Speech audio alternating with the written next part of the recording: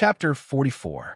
Unfortunately, in the end, Director Fu still couldn't get rid of this little bastard as he wished. In short, after repeated interrogations, he didn't do anything to Huaishir for the sake of the Astronomy Society. However, before he left, he warned him again and again, "Remember, stay away from my daughter." Okay. Huaishir nodded like he was pounding garlic. He smiled stiffly and watched Director Fu leave. However, as soon as the opening ceremony ended, Huaishir was blocked by the girl at the door of the classroom. She pulled him aside and reached into his pocket to take out his phone. "Bro, hurry up, give me a hand. I'm about to fall into bronze. My image as an otaku goddess is about to collapse." "Miss Fu, don't be like this." Huaishir pushed her hand away weakly and blushed.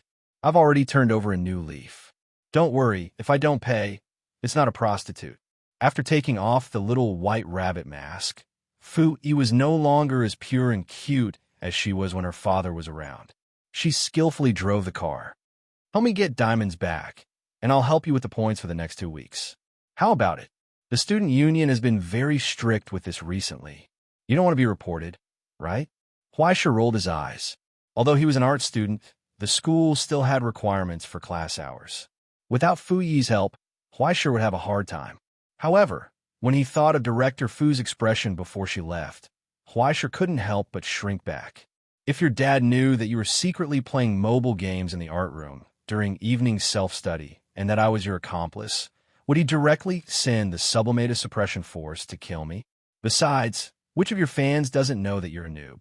Every time it's my turn, you're always welcomed online, okay? Okay, I'll talk to you later. Remember not to run." Seeing that the homeroom teacher was about to start a class meeting, Fu hurried into the classroom.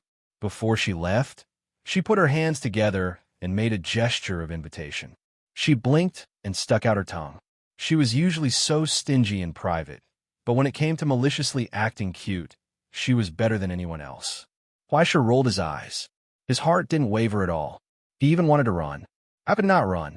If he didn't run now, he would be sent to the eastern suburbs crematorium by Director Fu. He might even have to buy another box for himself. Therefore, when Huaishir was only halfway through the class meeting, she took the opportunity to slip away when the homeroom teacher was distracted. However, as soon as he stepped out of the door, he heard class monitor Fu's angry voice coming from the classroom. "Teacher, that bastard Huaishir ran away again. All right, both father and daughter are leaders. I can't afford to offend you." Then he ran even faster. In her impression, the school's management of the art students had always been very lax. Perhaps it had something to do with the low enrollment rate. In addition to recruiting a large number of repeaters every year, there were many preferential treatment for the art students who had an easier time enrolling. As long as the numbers on the banner hanging in front of the school every year after the college entrance examination results came out, nothing else mattered. Moreover, Huaishir's performance had always been good. He never caused trouble, and his cello grades were good enough.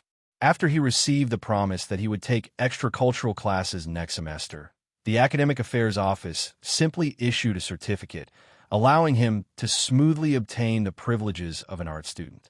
He would always wander around during class, wander around when he had nothing to do, and disappear when he was on duty or something. Such an annoying creature, in the eyes of the hard-working college entrance examination candidates, was like a school stray dog. Even Huaishir didn't expect that it would be so easy for him to get the certificate. The other students would only be released after the studio or the piano room teacher came over to vouch for them. Why did it seem like they couldn't wait to put the certificate in his hands? He didn't expect that a certain middle-aged man who was watching him through the surveillance camera couldn't wait for him to get out of the classroom as soon as possible and as far away from his precious daughter as possible. It could only be said that the middle-aged man who was ready to snipe at any time was too scary. Huaishir, who more or less understood the situation, shook her head and sighed. She felt that her privacy had been violated, but when she looked at the cameras on the wall that had turned 180 degrees to aim at her, she thought about how many of her hunk brothers had their own cameras. Forget it. Anyway, it wouldn't hurt to be watched. In any case, he would skip classes if he had something to do and stay in the piano room if he didn't have anything to do. Thanks to Huaishi's excellent cello grades and various competition certificates, the school gave him a little back door in this regard. For example, there was a separate room in the piano room that wasn't too narrow. He didn't have to wait in line like the others. In any case, he was the only cello player in the school. After he entered the room and cleaned up the dust accumulated during the summer vacation, Huaishi opened the piano case and began to skillfully fish. Practicing in the piano room? No way. Directly above his cubicle was the teacher's office. The Wi-Fi speed was superb, and he never needed to use a SIM card to watch videos. It was unlike the broadband that Crow secretly used. Not only was the speed not very good, but he also had to be on tenterhooks when using it. He first browsed through the local news out of habit. It was just some soft articles like Full Sparrow Banquet hits XN high, business booming, hard to find a spot. Occasionally, there would be unlucky news about grave robbers in the city. He read for a few minutes and closed it. To kill time, he clicked on the Silent Crown app. He hadn't logged in for a long time. After downloading a rather large update, a pop-up window popped up. Limited time event. Dark World, Dragon's Maze. Under the exploration of the exploration team, the mysterious kingdom of Yamatai, hidden in the Dark World, has revealed the tip of the iceberg. What kind of secrets are hidden in the kingdom that has been dead for thousands of years? What kind of treasures are buried in the ruins occupied by natural disasters? Strength of heaven and earth, freedom of mind, natural disaster, White Emperor's Son, SSR, has been added to the limited time card pool. It was another sudden update. An original story with hundreds of thousands of words and enough gems to draw 10 cards 3 times in a row. Looking at the drop list, there were quite a few rare items that could be easily dropped. How could the developers be so kind? Were they crazy? Unfortunately, the drop rate of SSRs in this game was very low, and Huaisha couldn't bear to spend money on them. So far, more than 30 SSRs have been released, but he only had one, and it was the doppelganger Yenshinga that was automatically given to him after he received the African medal. His title was quite impressive, called Self-Defense, The Clouds Are Me. Unfortunately, he was a support, and his damage output was very low. He would be a dead giveaway in the high-level arena. It had to be said that the new girl was really pretty. She looked like a girl who liked sports, and her picture was full of praises. Huaisha couldn't help but want to spend money on her. Holding on to the slightest hope, he drew 10 cards in a row, and then saw a blue sky and white clouds. Fine, 100 gems, and he gave it to Charles again. However, before he could close the game, he heard the door being kicked open with a bang. A petite figure walked in and skillfully sat on the small sofa opposite Huaisha. "Quick, I'll carry you." It was Fu-Yi. This place had almost become her base. Even the small sofa was moved here from the student union. There was also a large board in the corner with a bunch of her handheld devices, so it was convenient to charge them at any time. If it wasn't for the inconvenience of moving the TV, she would probably have moved 2 home appliances here. Huaisha rolled his eyes. "You're skipping class again?" "You're skipping class, but I'm the student union secretary." Fu-Yi looked at him from the corner of her eyes. "Besides, I'm going to the art studio for training next week. It doesn't matter if I leave early. Isn't it better to play a game than to waste time?"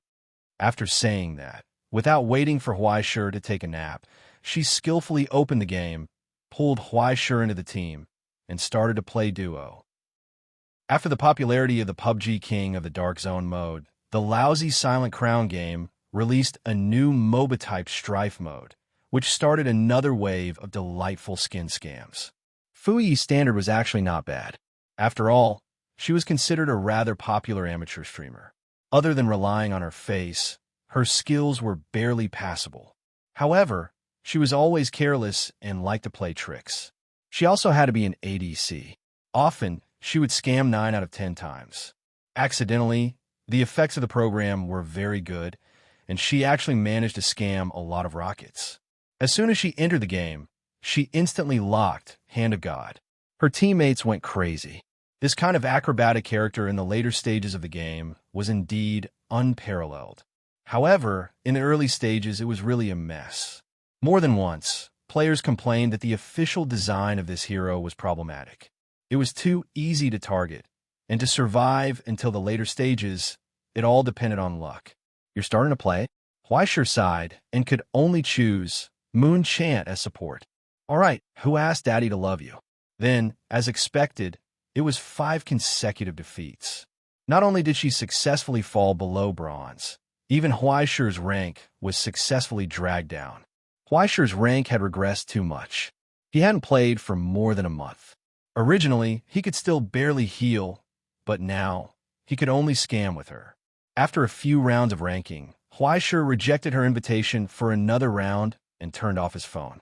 As if after the event, Fu Yi skillfully took out a cigarette from Huaishir's piano case. After lighting it for herself, she threw one over to Huaishir. The way she smoked with her legs crossed was full of the aura of a bully. One couldn't tell that she was the little bunny in white from school in the morning at all. If Director Fu knew about this, he would probably give the order to shoot Huaishir, this grandson, on the spot. Huaishir himself even learned to smoke from Fu Yi. Wouldn't this old driver know? Huaishir wanted to say something, but stopped. In the end, he waved his hand weakly and looked sadly at the sunlight outside the window, as if he was an abandoned mistress. Let's not meet again in the future. What are you afraid of? Fu Yi laughed gloatingly. Afraid that he'll break your legs? Huaishir was stunned. Did he really beat you up? He did. Fu Yi held the cigarette in her mouth and used her free hands to tuck her long hair behind her ears and tie it back into a ponytail. The last time he found a love letter in my bag, he broke the leg of the guy who confessed to me. I didn't even have time to enjoy the feeling of being pursued, and no boy in class dared to talk to me. Huaishir was stunned. And then? Fu Yi shrugged. Then my mother divorced him. Domestic violence. My mother and I, he can't control me anymore. Huaishir was stunned for a long time and sighed helplessly. Sorry. It could only be said that curiosity killed the cat. Huaishir had never been interested in other people's situations. He was curious this time, and as a result, he stepped on a landmine. It's okay. Although Fu Yi didn't continue, she didn't mind. She just waved her hand. I'll only say it if it's you. Then I'll just consider myself unlucky. Huaishir shook his head, moved his face closer, and hooked his finger at Fu Yi. Fu Yi rolled her eyes at him, handed over the lighter, and pressed it. The flame, which was adjusted to the maximum, almost lit Huaishir's hair. Looking at Huaishir's embarrassed appearance, she patted her knee proudly and laughed. It was only in a place like this where there was no one else that she would show her other side. Other than that, she had always been well-behaved and serious, keeping a distance from all boys and harmful things. She was exactly the same as the good daughter in every parent's heart, the secretary of the student union in every teacher's heart, and the class monitor in every student's heart. It could only be said that every family had its own difficult scriptures. Huaishir sighed, brushed a strand of burned hair on his forehead, and didn't say anything else. If there was really any respect between everyone, then there was no better way than to keep a distance. Life was already very bad, so there was no need to condescendingly criticize other people's lives. Among so many classmates, if they wanted to make friends, there were always better choices than themselves. Wasn't this kind of incomplete friendship able to exist and be maintained until now precisely because of this tacit distance that was maintained tacitly? Among so many classmates, she was the only one Huaishir didn't envy. At the school anniversary rehearsal, Fu Yi told Huaishir when she was smoking in front of him, "Because I found that you are very good to everyone and can talk to anyone, but I don't think you want to be popular. You must not like anyone." She said, "Because I'm the same."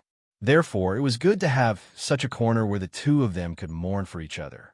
Birds of a feather flocked together. To some extent, sick people would appear in the same tieba to eat fake medicine, and they would definitely have a place like a sick friend club. Huaishir couldn't kick her out of his place just because she had a powerful father. Chapter 45. Clearly, she understood the nature of her father's job. Fu Yi looked at Huaishir with a strange expression. "Did you get into trouble during the summer break?" "Yes." Huaishir nodded, not knowing what to say. Fu Yi didn't ask any more questions, only saying, "There's no need to be afraid of him.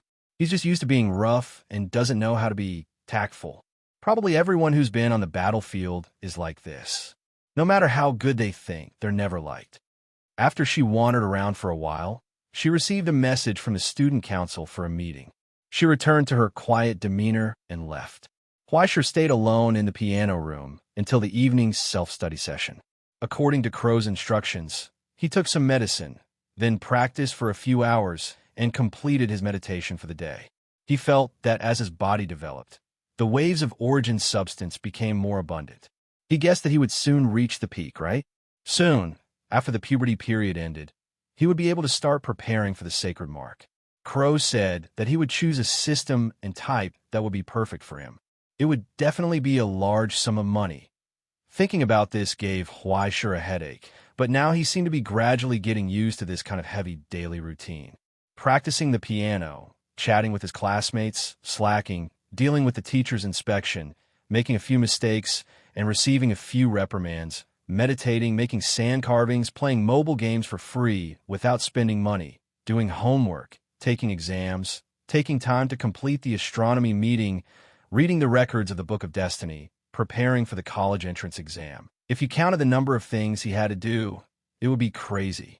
Even though there were many things that weren't perfect, there were also many things that didn't seem necessary. But this was the precious life he had obtained through his own efforts. Even if it was a bit hard, he would gladly endure it. Then, he left early before the evening's self-study session. What a joke! It wasn't easy to get special privileges. Was he going to stay up until 9 o'clock every day and miss the last bus to ride home? Now, he was a man who could afford a monthly bus ticket. Huaisher carried his piano case, humming a song, and deliberately walked around the school building. Under the envious and jealous gazes of his classmates, he swaggered out of the school gate.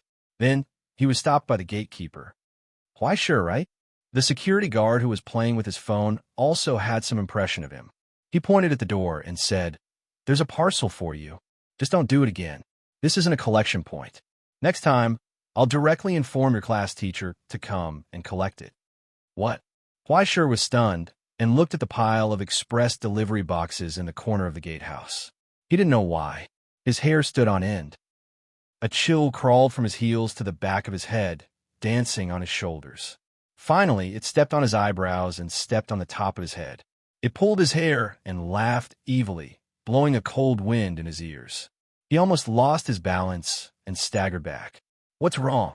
The gatekeeper glanced at him and shook his head. "Forget it. I'll give it to you." "Wait." Huaisher reached out and grabbed his wrist. The uncle was stunned for a moment. He stopped in his tracks and looked back at him in astonishment. His arm was actually hurt by a little brat. "Sorry, I'll do it myself." Huaisher pulled him to the ground somewhat impolitely. He took the piano case and walked into the gatehouse. He squatted down and looked at the parcel with his name on it. Amidst the noise of the television on the wall, he vaguely heard the sound of the box ticking. It was so clear. Huaisher squatted on the ground, motionless.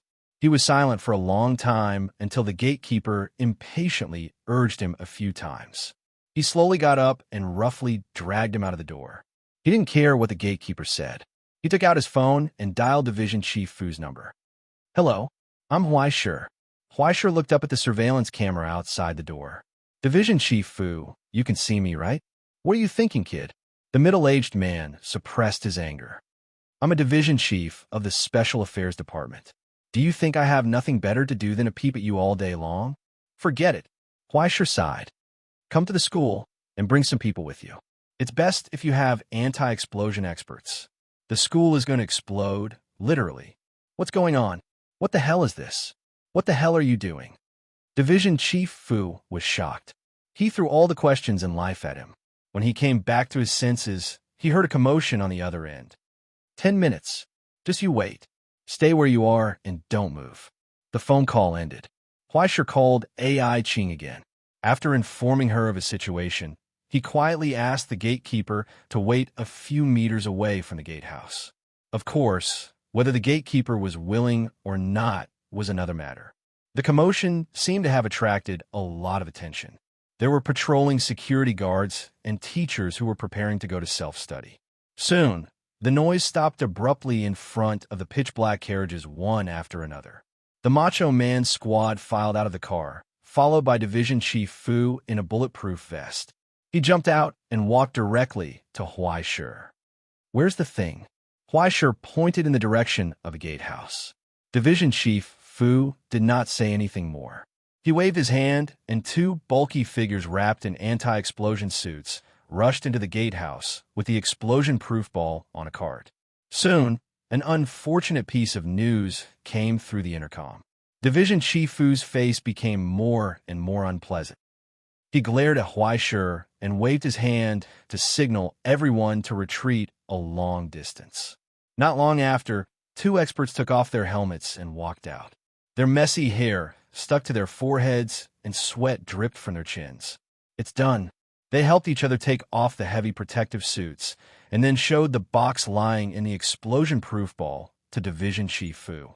In the box that was cut open, there was a damned thing tied together with dense cables and circuit boards. The countdown had stopped at 1.5 hours. It looks quite ordinary. Division Chief Fu did not take a closer look. Instead, a hand reached into the jar and took it out. He was so shocked that he almost stopped breathing. It was AI Ching. She sat in her wheelchair and fiddled with the dangerous item that could blow her up. What's the trigger type? There are two types. It's a combination of a timer and a trigger. It will explode when the box is opened and when the time comes. The explosives are ordinary mining explosives. They're relatively weak. They'll probably only flatten the gatehouse. The expert panted and sat on the ground, smoking. If it's opened in a classroom or something, the consequences will be worrying. Division Chief Fu clasped his hands behind his back and did not speak. The veins on his hands behind his back were bulging. It's become a vicious public safety incident. AI Ching rubbed the space between her eyebrows. She was a little troubled. Who sent it here? Soon, the footages of the deliverman were displayed on the surveillance cameras on the road. It was a hunchback man wearing a hat. He was wearing old clothes from Northern Express, but he did not look like a deliverman at all.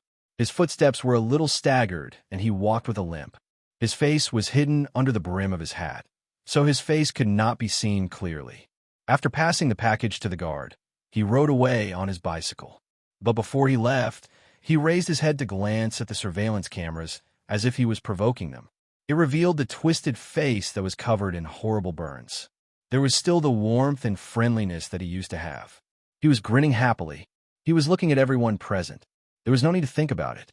As long as they saw that face, everyone present who had experienced the turmoil half a month ago would be able to recognize it.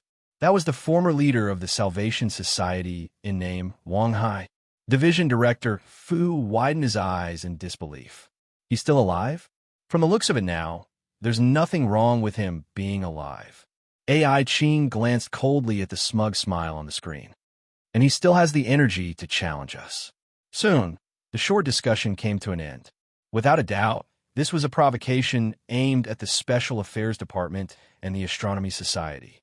A surviving member of the Salvation Society dared to conduct such an attack in Exine High. This was like jumping off a ship at the entrance of an oceanic trench prison. They had a clear death wish. At this point, other than killing this bunch of bastards, there was no other choice. From that moment onwards, the Special Affairs Division had already started their operation. Very soon, the spies that were planted in every corner of Exine High would start to search for any trace that had anything to do with Wang Hai. Once they found any trace of him, a group of impatient brothers would descend from the sky with guns and small cannons to teach him a lesson. From the beginning to the end, Huaishir sat on the steps with a calm expression. He didn't say anything. There was only silence. It was as if he was in a daze. After a long time, he recovered from his daze as if he had just woken up from a dream. He looked at AI Ching beside him. Is it over? It's possible that this is just the beginning. AI Ching shrugged. Don't be too stressed. The people from the Special Affairs Department will send you back first. Rest well tonight. I'll inform you if there's any news. Okay. Huaishir nodded and didn't say anything else. But after taking 2 steps, he seemed to remember something and turned back to ask, by the way, can you help me apply for leave? AI Ching was taken aback. She looked into his eyes. After a long time, she sighed and nodded. Thank you. Huaishir smiled and didn't say anything else. He just picked up the piano case and took one last look at the school that had returned to peace and the light in the piano room in the distance. He seemed to see Fu Yi's shadow through the window. She was looking at him from afar, so Huaishir waved at her. He waved goodbye. After a long time, he pulled back his gaze and turned to leave. "I'm back." Amid the screeching sound of the door bolt, Huaishir pushed open the door of the Stone Essence Museum. Even though there was no one waiting for him in the courtyard, he still called out like he was going home. The iron door slowly closed behind him as if responding to him. As soon as he entered, he saw the crow standing beside the boiling pot on the table in the hall, waving his wings at Huaishir. "Dalong, time to drink your medicine. Didn't I already drink today's medicine this morning?" Huaishir walked over, picked up a test tube on the table, and drank it in one gulp. "It's an extra meal. By the way, I adjusted the formula of the medicine according to your current situation." After the crow explained, he didn't ask any more questions. Instead, he tilted his head curiously and looked at Huaishir in front of him, as if he had found something interesting. "What's wrong?" Huaishir was puzzled. "No, I'm just thinking. If it's normal, you would respond when you hear Dalong drinking medicine, right?" The crow asked. "Did something happen, Huaishir?" Huaishir was silent. After a long time, he slowly shook his head and turned to go upstairs to the bedroom. Nothing happened. He turned his back to the crow and whispered, "I'm going to sleep. Good night." He closed the door, took off his coat, and kicked off his shoes. Huaishir lay on the bed and stared blankly at the crack on the wall, as if he was in a daze. After a long time, he buried his face in the pillow regretfully. "Damn, I'm so weak." On the branch outside the window, the crow, who was staring at all this, didn't go in to comfort him. "It seems that he lost miserably." She narrowed her eyes. "The collection of stigmata materials has to be put on the agenda." She went back to the table in the hall and scribbled in her book, trying to remember something as she mused over her plans and what she had to prepare. Then it was a long night. Huaishir's new semester and the peaceful life he longed for came to an end in a hurry. He was on vacation. Chapter 46. After a long time, Huaishir had a dream. He dreamt that he had finally realized his dream and walked into the Golden Hall in Vienna under the enthusiastic applause of the audience. The host was so moved that he was about to cry. Everyone stared at the greatest musician of the century with fanaticism. Then Huaishir stood on the stage and looked at them arrogantly. He nodded slightly and raised his hand to signal them to be quiet. Then silence came. Everyone held their breath and held back their tears. The female audience looked at him expectantly and passionately, as if they wanted to have children with him. Huaishir glanced at them indifferently and revealed an evil smile. He took out a handkerchief to wipe his hands and threw it aside. He picked up the cello and took a deep breath. She played the song, "Little Widow Goes to the Grave," which sounded like she was weeping and complaining. Then, before he was beaten to death by the angry audience, he finally woke up from his dream. Lying on the bed, Huaishir breathed heavily. He didn't know if this was a nightmare or a good dream. He just felt very complicated. Then he began to reflect on himself. Why did he come to the Golden Hall with such a broken thing? And what the hell was that evil smile? He was in a daze for a long time before he woke up. He got up from the bed and looked at the sunlight outside the window. After drinking a tube of wine, he ran to the garden and continued to daydream, until he realized that daydreaming was not a good idea. He took advantage of his free time today and changed his clothes. He carried a bucket, a mop, and a rag and began to clean. Of course, although it was called a cleaning, it was actually just a regular cleaning. The Chalcedony Hall was so big. Even if he didn't look at the two buildings that had been empty for a long time, just the 4 floors of the main hall were enough for him to clean up for a month. He just cleaned up the door, the front yard, the hall, and a few rooms that he often used. He pulled out some weeds, carried a bucket of water to the door, and polished the dusty sign of the Chalcedony Hall again. At noon, the tables, chairs, and glass that he bought online arrived. However, no matter what, the delivery boy was unwilling to deliver the goods. After putting the goods at the door, he ran away faster than a stray dog. Huaishir was so angry that he gave a negative review. The local furniture store did not say anything and directly refunded the delivery fee of 300 yuan. That was why people nowadays were willing to do anything just to be lazy. After putting everything away and replacing all the broken windows, the house finally looked a little more lively. At least it didn't look like a haunted house anymore. After resting for a while, Huaisha finally began to sigh. He picked up the broom and mop and went up to the fourth floor to clean up the master bedroom again. He swept away the dust, opened the windows for fresh air, washed the sheets and blankets, and hung them out. The rooms on the fourth floor aren't bad, and the beds aren't small either. Crow, who was watching the show, landed on the cabinet and looked around the elegant and warm room. Why are you always on the third floor? Look, your bed is about to fall apart. Huaisha was silent for a moment before replying. This is my parents' bedroom. Crow didn't know what to say. Do you still think they'll come back? I don't know. Maybe they won't. Maybe they're still wandering around somewhere abroad. If they're a little wild, they might even have a new child. Huaisha sat on the chair and scratched his head. After a long time, he said helplessly, but what if? If they come back, they can't not even have a place to stay, right? Have you ever thought of a possibility, Huaisha? Crow looked at him with pity. Your parents might have already, huh? Huaisha was at a loss. No, nothing. Crow stared at him for a long time with a face full of disappointment. In the end, he didn't say anything and flapped his wings and flew away. Huaisha shrugged. After packing up his things, he closed the door and went downstairs. Then he lay on the sofa and played with his phone. He was addicted to mobile games, short videos, and the embrace of idiotic netizens. In the afternoon, when he looked down, he found that his chin seemed to be a little chubby. I'm shocked. Huaisha jumped up from the sofa in fright and felt all over his body.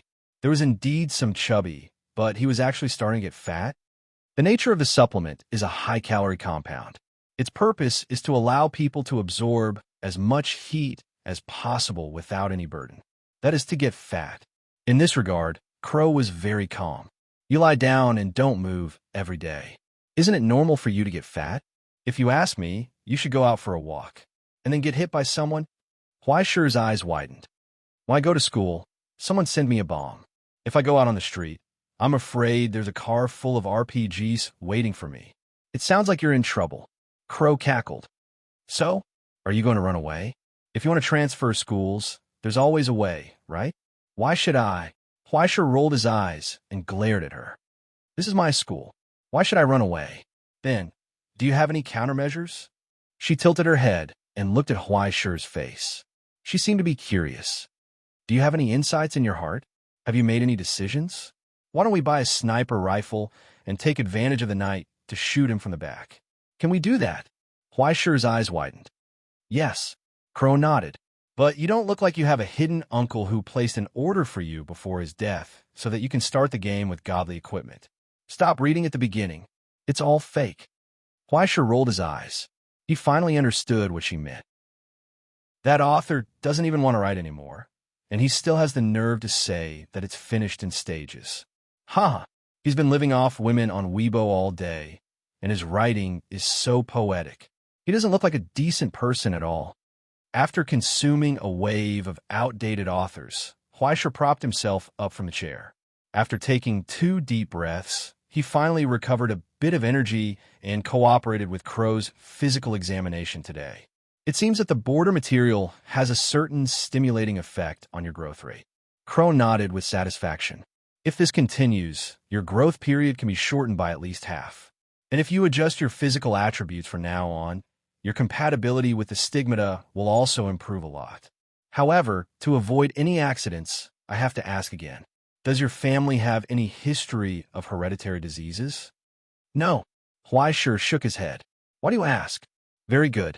The growth period of a sublimator will subconsciously be adjusted according to the prototype in the Silver Ocean. If you have any latent diseases or hereditary diseases, it will be quite painful to make up for it. From today onwards, I will start to adjust the formula of your medicine, which may have a certain effect on your body. If there are signs of high fever, dizziness, or panic, you must tell me as soon as possible.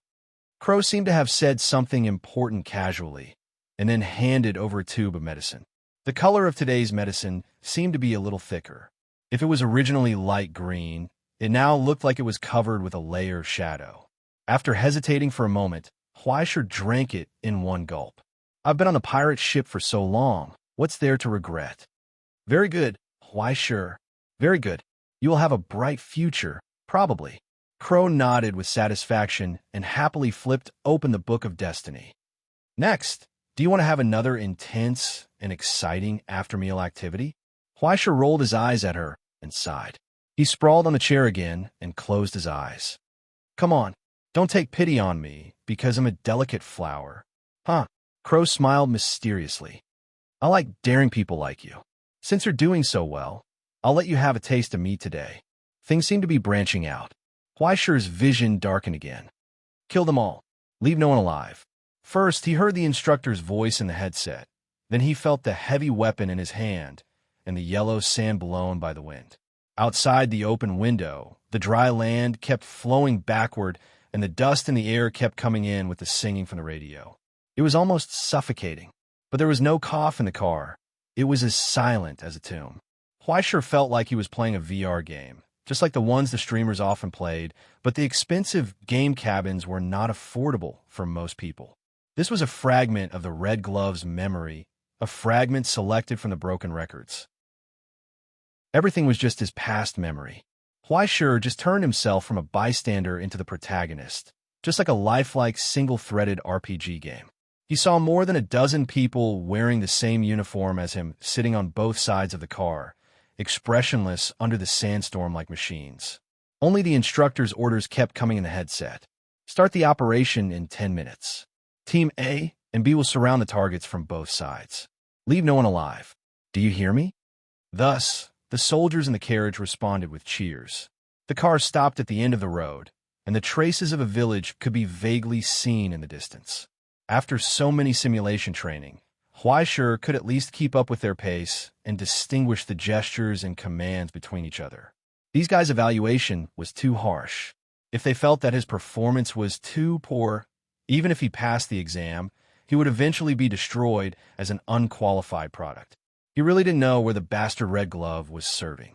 Looking at the surrounding scenery, it seemed to be a barren plateau area. He could vaguely distinguish the style of a desert country from the outline of the buildings. With the ruins of oil exploration sites on the road, Huaisha could tell that this was the southeastern area of Subterranean Sea, West Asia.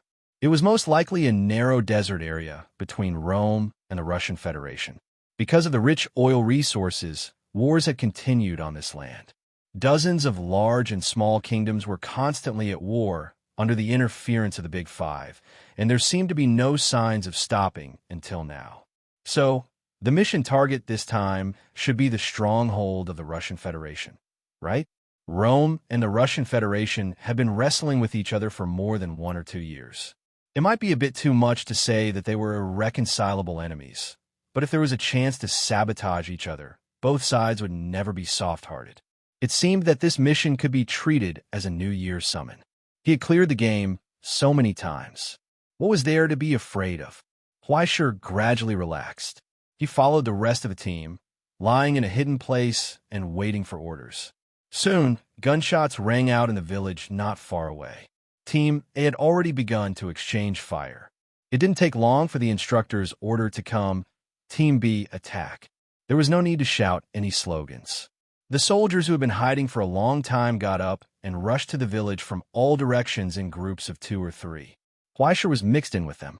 He deliberately fell one step behind to let his allies take the bullet for him. But the expected hail of bullets did not come at all. Even if there were occasional gunshots, there were only a few sporadic shots. It was as if they had been knocked out. Suddenly, he felt more relaxed. He mixed in with the team and fired 2 shots at the front. They rushed into the village in a mess. Under the order, he kicked open the broken door of the courtyard and raised his gun inside. Then, he froze in place. Where's the enemy? Chapter 47. The moment the door was kicked open, he saw tobacco leaves casually piled up in the yard, tools in a mess, and dust everywhere. The color of the yellow soil seemed to cover everything, but he didn't see any enemies. He only saw a skinny woman trying to hide 2 girls behind her. Her eyes were wide open as she stared blankly at Huaisha. Her eyes were filled with fear. I'm sorry. He swallowed. I'm in the wrong place. He was about to turn around when he was kicked away by a teammate next to him. Then he heard the roar of an automatic rifle, a series of loud noises, and a faint scream. There was also the sound of blood spurting out. He didn't even have time to turn around. Someone seemed to be shouting something in the distance. Something flew through the air, followed by another loud noise. In the end, there was no sound. There was dead silence. There was only a sharp buzzing sound in his ears. An RPG came out of nowhere and blew up everything into ruins. Huaishir subconsciously lay on the ground and crawled forward. Someone pulled him up and shouted something into his ear, but he couldn't hear clearly. He just followed the instructions of the captains and randomly pulled the trigger. He didn't even react when the magazine was empty. Then he saw corpses, women, children, old people, and children. Some were tall, some were short, some were fat, some were thin, some were whole, some were broken. The whole process was so fast that he didn't even react. He didn't even find where the enemy the instructor was talking about. The battle seemed to be over. Then he was dragged to the square by angry teammates and punched and kicked. In the intense dizziness and trance, the instructor came forward. The middle-aged man with a mustache looked down at him for a long time, then waved behind him. Someone dragged two struggling enemies forward. Then the instructor helped Huaishir up from the ground and gently patted the dust off him. The instructor put his gun in his hand and pointed at the screaming children on the ground and said something. Huaishir didn't hear clearly. He looked around blankly and saw the cold faces of his teammates. They saw a mess of corpses being dragged to the square and piled up into a mountain. The blood gathered in one place and formed a river. He still couldn't hear what the instructor said clearly, so his teammates slowly raised their guns and pointed them at him. He was stunned. The instructor finally spoke to him again. This time, Huaishir finally heard him clearly. He said, "Shoot." Huaishir subconsciously pulled the trigger at the enemy. Once, twice, thrice, four times. Soon, the magazine was empty, and the two enemies on the ground turned into a pile of rotten meat. They no longer moved, and only blood bubbles continued to emerge from the bullet wounds, turning the dim yellow ground into a pitch-black color. At the very last moment, Huaishir finally saw her own face on top of the corpse. From the lifeless eyes of the two little girls. Huaishir opened his eyes in the room. Huaishir began to convulse violently. Huaishir roared something at the crow, and then Huaishir began to vomit. He bent down, lay on the ground, and vomited until tears were about to flow out. The first thing he felt was fear, then pain, followed by regret, and in the end, only anger and disgust were left, deep anger and disgust at himself. He actually shot. To two little girls who didn't have any ability to resist. Damn it, he covered his face tiredly and couldn't help but want to cry. Damn it, even when he burned the red gloves to death, he didn't feel the slightest bit of emotion. But in this record of nothingness, he felt such a deep fear of death and an incomparably deep resistance to the act of killing. There were no enemies at all, only old people who lost their sons in the war, women who lost their husbands, and children who lost their fathers. It was just a meaningless massacre. He actually shot. He clearly knew that it was just a record, and even if he was killed, there wouldn't be any problems, but he actually shot at two children who couldn't be considered enemies at all, because of fear, confusion, or weakness. What did the red gloves do in the past? And what did he do? It seems that I was too eager for instant success, and the choice of the actual combat course was not appropriate. Crow looked at him pitifully. This is my fault, not yours. Rest for tonight. I'll adjust it tomorrow. No, just give me a few minutes. Huaishir interrupted her. A few minutes will be enough. Silence came. Soon, he finally calmed down, got up, and went to the bathroom, wiped the snot and saliva off his face, and returned to the hall. He said calmly, "Again, are you sure?" Crow asked suspiciously. "Again." Huaishir repeated, "Again." After a long time, Crow seemed to understand something and laughed. She said, "Okay."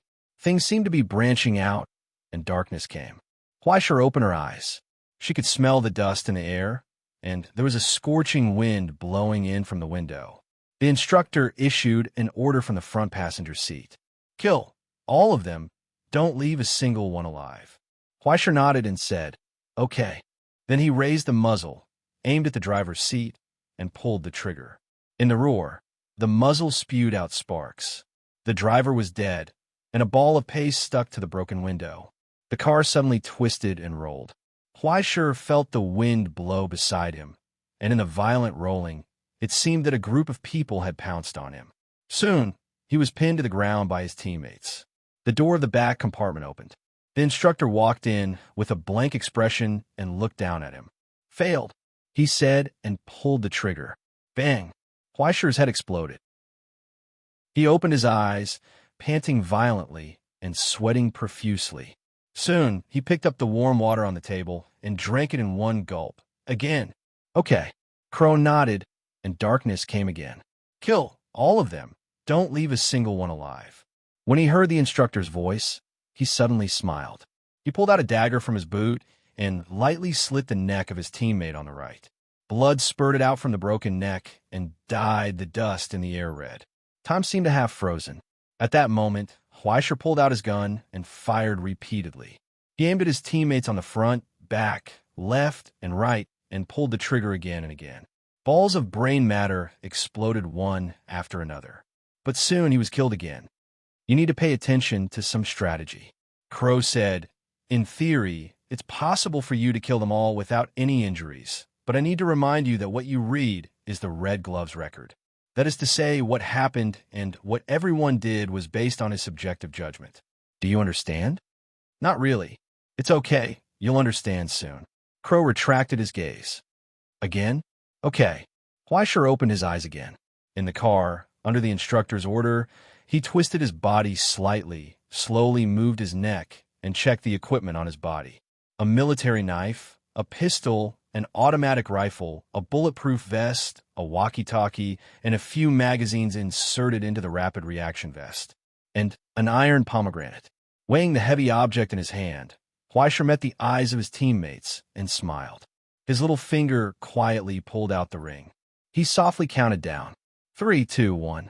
At that moment, he flew out and crashed into the door of the rear compartment. He fell out of the speeding car in a sorry state and rolled on the ground. The thorns and shrubs on the side of the road pierced his body, and his hands were in great pain. But soon, he heard a roar behind him. The speeding transport car suddenly shook and jumped up a few centimeters from the ground. Then, the iron box expanded as if it was blown up, and blood-red fire spewed out from the broken crack. Soon, it twisted and deformed in the fire and stopped rolling. Fleischer got up from the ground and panted violently under the scorching sun. But soon, he saw that the twisted iron door in the burning wreckage suddenly made a sharp sound. It was kicked open by a foot. In the passenger seat, the instructor, with a cold expression, slowly walked out and coldly looked at Fleischer's stunned expression. He should have looked like an ordinary person, and there were no signs of source form or sacred mark on his body. But he survived the violent explosion without losing a single hair. What happened, what everyone did, is the subjective judgment of the Red Gloves. That's what you mean, right? Fleischer couldn't help but laugh, mocking the Red Gloves guy. How much trauma do you have against your instructor? Otherwise, how could the instructor, who was obviously just an ordinary person, be unharmed in the explosion of the grenade? Did this guy think that his instructor was some kind of indestructible Iron King Kong? I really didn't expect that. 7794. The instructor looked at him indifferently and slowly twisted his neck. His fingers gently tapped the handle of the whip tied to his waist, making a sound that made Fleischer's body suddenly tense. Tap, tap, tap. The sound of fingers tapping on the whip was a sign of torture and punishment. Once torture, twice serious injuries, and then there'll be no third time. Fleischer didn't know how many times he had seen his companions being whipped to death on the field. He actually felt the remaining despair and fear of the Red Gloves, and his will to resist quickly began to collapse. The instructor walked forward and looked down at his opponent, whose legs were trembling. He reached out and pressed his head. Twist. Crack. Fleischer's neck was broken. Bang. Fleischer opened his eyes angrily and slammed his fist on the table. Coward. He didn't know if he was scolding the Red Gloves or himself. After all, in the countless memories of training, he had deeply understood the coldness and cruelty of the instructor. It seems that you have understood the limitations of being a subjective recorder, right? Crow smiled strangely. Those who can't pull their perspective out of their own fear and confusion can't record everything as an absolute spectator. But this is the beauty of recording experience. It gives you the possibility to surpass the person being recorded. How do I do it? Fleischer asked. It's very simple. Crow said, just destroy everything. No matter what happens, no matter what is stopping you, you just have to use your own way to get rid of them all. No matter how difficult the arcade is, there is always the possibility of being destroyed. One coin to clear the game is just the basics of the basics. On the contrary, speed and no injuries are what you should pursue. She paused and smiled slyly. How about it? If you feel that it's difficult, do you want to cheat? As long as it is recorded in the Book of Destiny, even if you want to modify yourself to be as omnipotent as a god, it will be easy. Forget it. Fleischer rested for a while and felt that his energy had almost recovered. He rubbed his aching forehead and was ready to start, but Crow handed him a cigarette. Since you have such a backbone, I'll give you a free blue bottle. Chapter 48. Fleischer froze for a moment and sniffed the handmade cigarette. It didn't even have a but there seemed to be some kind of spice inside, which made him feel refreshed. Metal strengthens the body.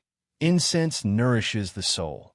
Crow calmly said, You'll get used to it in the future, but be careful not to use it for no reason.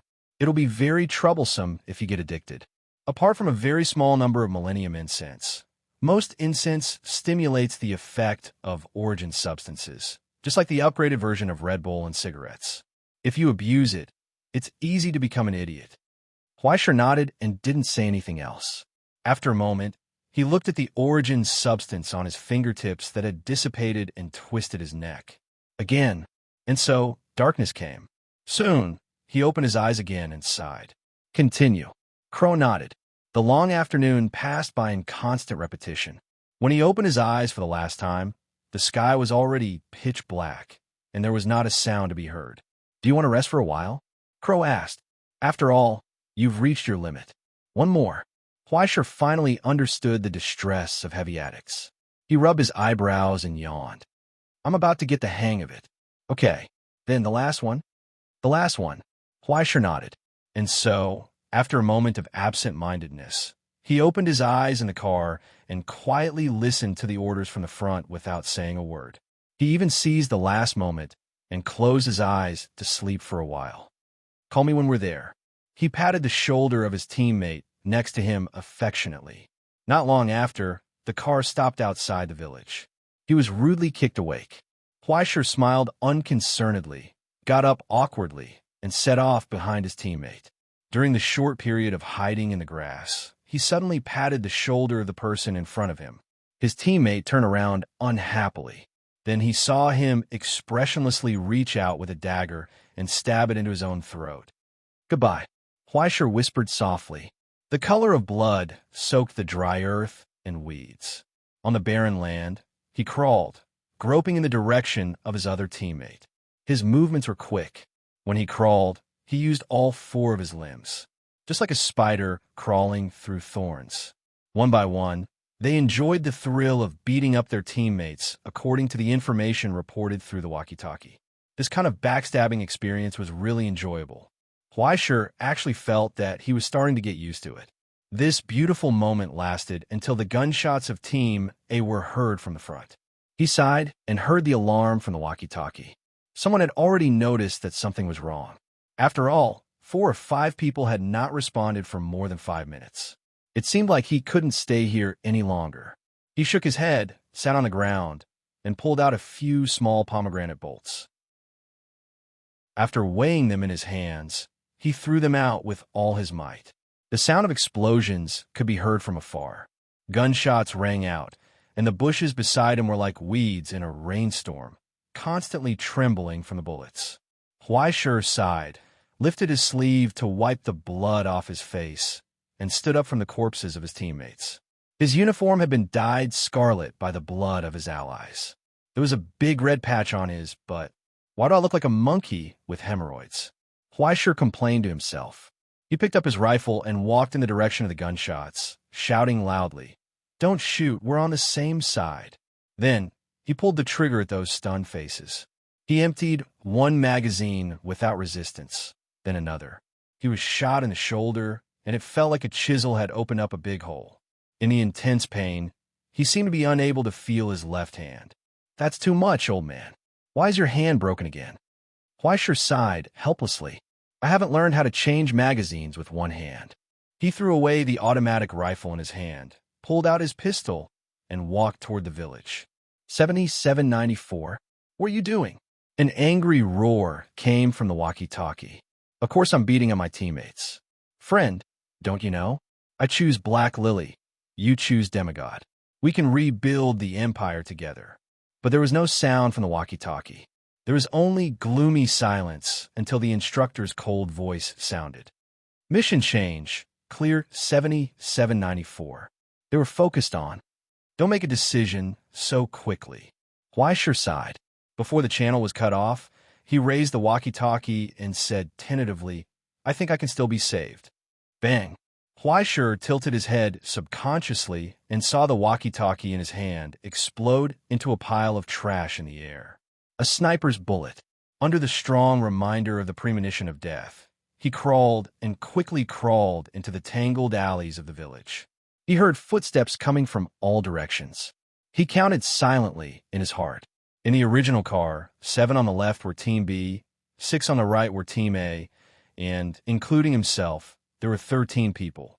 And now, under the backstab of the traitor, 6 of the 7 Team B were dead. They were completely wiped out. Logically speaking, after Side B of the tape was played, Side A would be played. But Side A had not been played yet, and Fleischer felt that he would be played by Side A. Fortunately, he was not far away. He gestured in the direction, raised his pistol, and pointed at the daredevil in front of him. After falling to the ground, he casually fired 2 more shots. He took out the magazine and looked at it. There were 6 bullets left, 1 for each person. No way.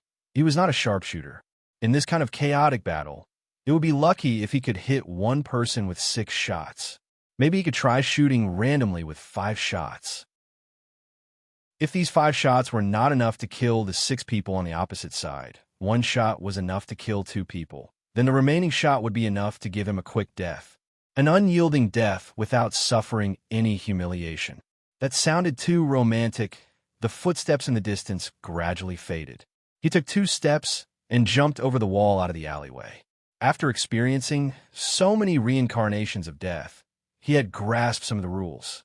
Compared to the malicious level design of today's VR games, this kind of setting that could reduce the difficulty as long as there was a backboard was too benevolent. Then, in the courtyard behind the wall, he saw the pair of frightened eyes again. The stooped woman was still looking at the sky. Her eyes were dull. She tried in vain to hide the 2 skinny children behind her. But they were now dead, lying on the ground with bullet holes and blood on their bodies. Dust fell from the wind and covered the empty eyes. "Why is it you guys again?" Fleischer was stunned for a moment. He scratched his head and wanted to say something, but he did not know what to say. He knew that this was a record, and these were all fake NPCs, but he still felt an indescribable sense of shame. This was not a game. "I'm sorry." Fleischer lowered his head and did not dare to look at the dust-covered eyes. He said, "I'm going out now." Fleischer slammed the door open and rushed into the road. He stabbed the barrel of his gun into the eye of an opponent. "Go to hell." Bang. A ball of blood burst out from the back of the person's head. He did not have time to look around. He ran for his life and staggered as he tried to get as far away from the courtyard as possible.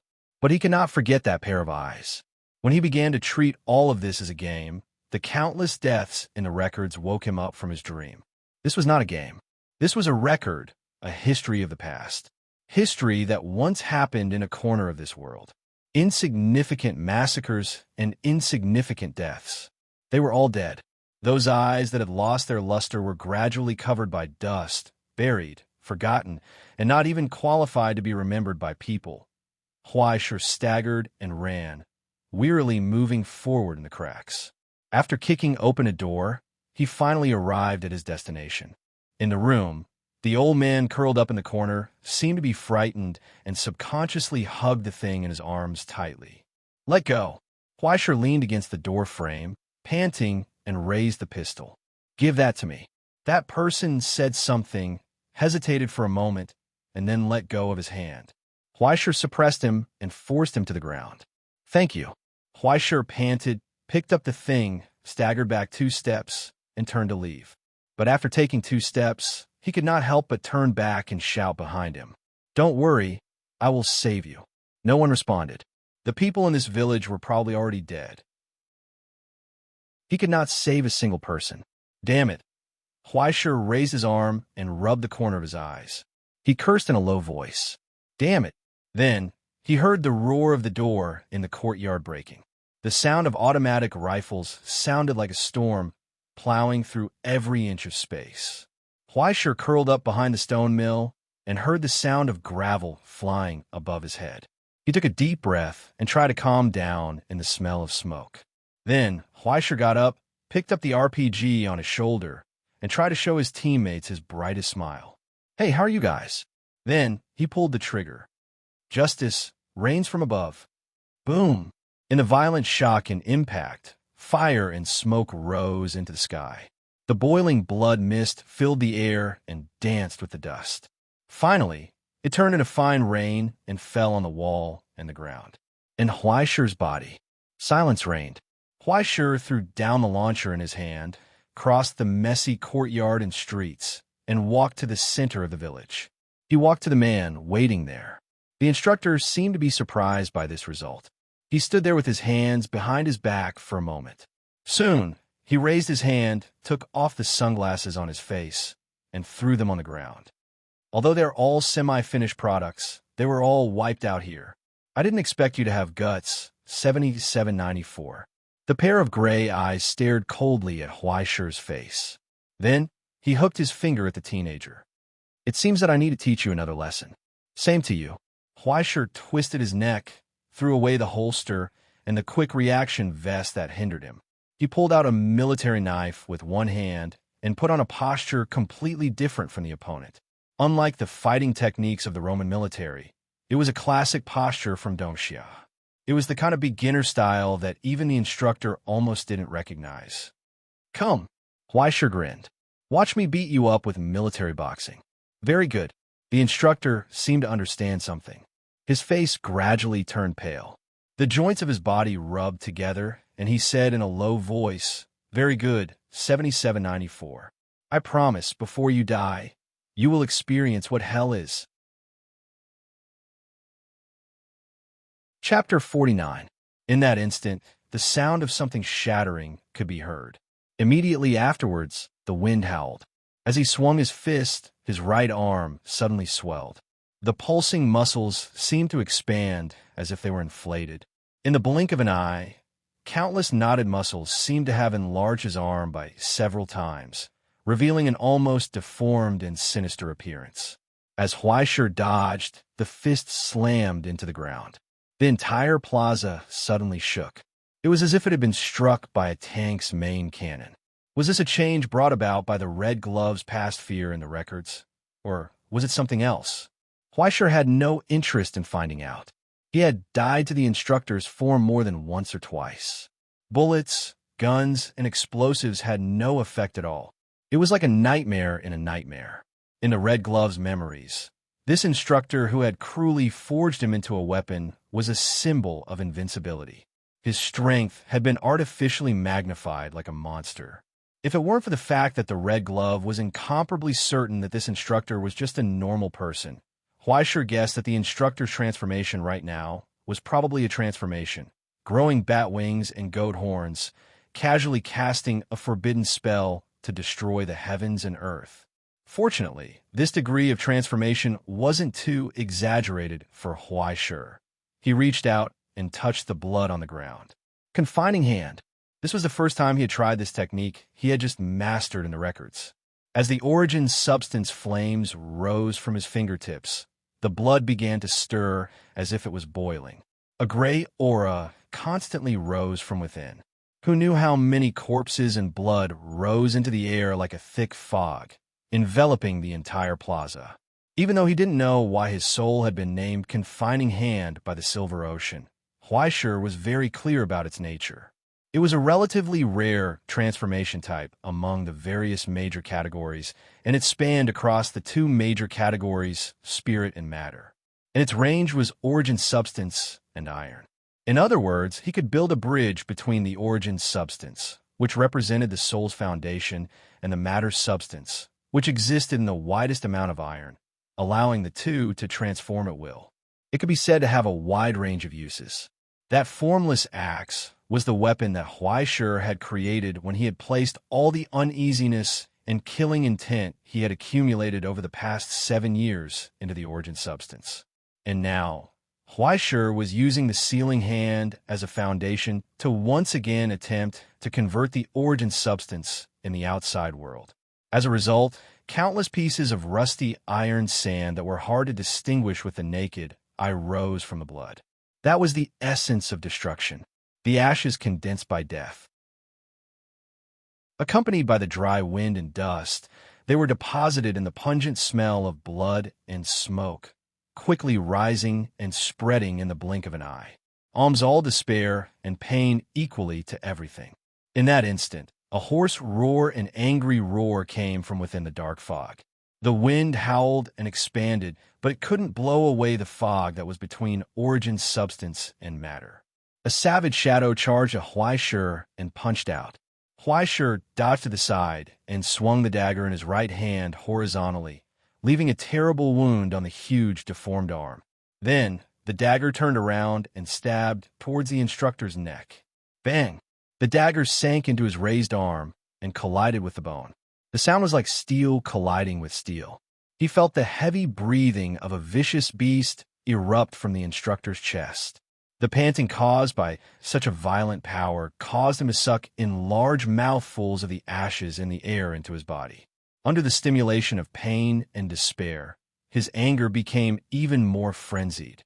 Like a wild beast, Huaishur gripped the military knife tightly and stared at the instructor's face through the deformed arm. How is it? How does it feel to be in despair that you personally created? His smile was mocking. I'm already used to it. What about you? Bang! The huge arm swept past and actually let out a low rumble that broke through the air. The wind almost blew Huaishur 3 steps away. But then, Huaishur once again pounced on the instructor that he originally couldn't defeat. His smile was savage. He felt as if he was drunk. It was as if he was in a deep trance at the same time, incomparably sober. Then, he felt a fanaticism. It was a kind of indescribable freedom. It was as if he was welcoming a release after extreme anger. When he breathed, the ashes in the air were sucked into his lungs. He inhaled the pain of the dead and became one with their despair. It was as if he had combined with countless deaths. He went from being the recorder and the recorded to being one of the records. He could feel the pain brought by the countless deaths at the same time and was also immersed in the despair of dying in a massacre.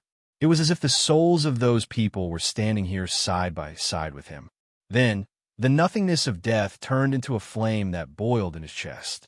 After mixing with his anger, his unwillingness, and his will, it turned into an inexplicable impulse that erupted from the inside out and engulfed him.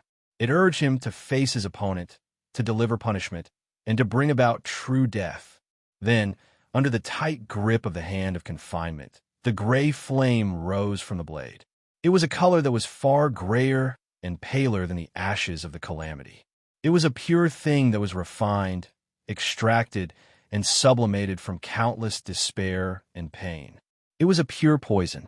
It was a poison extracted from the records of self-death. It was a death that was condensed from the extremely condensed ashes of the calamity. Although it was not harmful to the physical body, once contaminated, it would undoubtedly bring the pain of death to the spirit of the victim, just like Huaishur had experienced countless times. At that moment, the words in the Book of Destiny quietly changed. It was not only the level of army boxing that was rapidly increasing, but a new branch quietly appeared under the sole introduction of Confinement Hand. It was a soul application that was recognized by the Book of Destiny. Heart poison. Yes, that's it. Blood for blood, a tooth for a tooth. Crow stared at the young man, immersed in madness in the record, and seemed to laugh happily. Represent death, and take revenge on the beasts in the dark canyon. This is your destiny, Huaishur, the last guardian of the kingdom of heaven. At that moment, Huaishur's dagger slashed down. The deformed instructor roared in pain. His huge arm smashed down as if it had broken Huaishur's left arm that he could not feel. He did not waver at all. He still walked forward step by step, almost forgetting himself. He looked at the distorted face closely. His pitch-black eyes were filled with pure darkness. Then, the military knife slashed down again. Bang! It was a light military knife, but at this moment, under the control of the confinement hand, it made a heavy sound as if it was a heavy axe. An incredible weight emerged from it. With Huaishur's swing, the enemy's tendons were cut off again and again, and the enemy's flesh and blood were torn apart.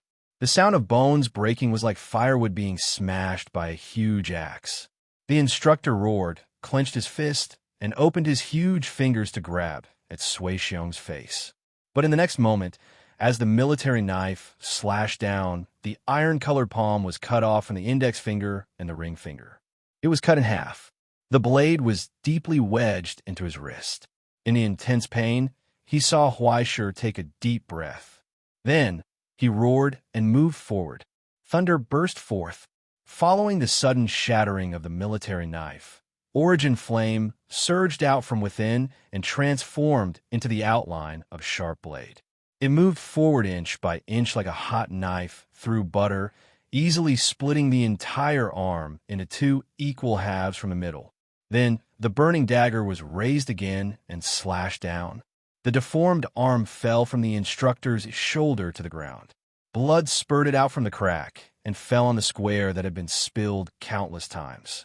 Together with those pained old men, despairing women, and ignorant children, their blood gathered in one place, turning into the same dim color on the desolate land. The instructor pushed him away with all his strength, but he could not stabilize his body. He staggered back and fell to the ground. But Huaishur moved forward, panting. He staggered over one corpse after another, walked in front of pairs of lifeless eyes, and left the red outline in their lost spirit. Thanks to you, I've finally understood one thing. He murmured softly, suddenly raised his foot, and stepped on the instructor's chest. He pressed him to the ground again and let him struggle in vain. Finally, he raised the dagger and aimed it at the instructor's neck from afar. The reason why I chose to become a sublimator, as if saying goodbye, Huaishur solemnly stared at the distorted face and said to him word by word, "You're right, is to chop off the head of a bastard like you." In that instant, as the blade slashed down, a deep crack was left in the ground. Blood gushed out from the neck of the headless corpse. It flowed through the crack and poured into the dried-up wasteland. It brought rare moisture to this dead land, leaving behind a glimmer of hope that it could wait for the flowers to bloom in the coming year. Then, Huaishur saw the whole world shake. Everything shattered. He sank into the darkness. Soon, he woke up from the chair. He only felt that he was sweating profusely. It was as if he was about to collapse. It was extremely uncomfortable. But for some reason, his heart felt calm and satisfied. It was as if he had just received his reward from the hypocritical revenge just now. Congratulations on breaking through. Crow stood on the table and looked at him. Did you get anything, Huaishur? Huaishur was silent. He didn't know how to answer. In the end, he didn't do anything. It wasn't a rescue, nor was it a revenge. Perhaps as early as 10 years ago, everything had already ended. What he did was that he was not happy with the original plot. So he tore up the original work and wrote a doujinshi of his own. What did he get? After pondering for a moment, he chuckled softly. A beautiful dream. At least there's a beginning and an end. As he said that, he supported himself on the table and slowly got up. When he saw the dagger that he originally put on the table, he couldn't help but pick it up, casually played with it twice in his hand, and then threw it back on the table. As for the rest, just treat it as a consolation egg. After that, he didn't look at anything else and turned to go upstairs. After a whole day, He felt that he was dizzy and his vision was turning black. He was about to die from exhaustion. In this world, there was nothing more beautiful than a complete sleep. If there was, then he would sleep twice. Go to bed early. He waved his hand and closed the bedroom door. Crow watched the young man's figure disappear up the stairs. He turned around and looked at the table. Under the dim light of the table lamp, the cheap dagger was faintly iron-colored. It was nailed to the cracked and peeling paint of a long table, drawing a slender shadow. And at the place where the tip of the dagger was nailed, there was a tragic scar. It was like an axe. "Good night, Huaisher. Sleep." Crow spread his wings and flew into the hazy night outside the window. He disappeared. Chapter 50. A fat otaku's happy dream. Perhaps it was the increase in his power that made his heart feel more secure.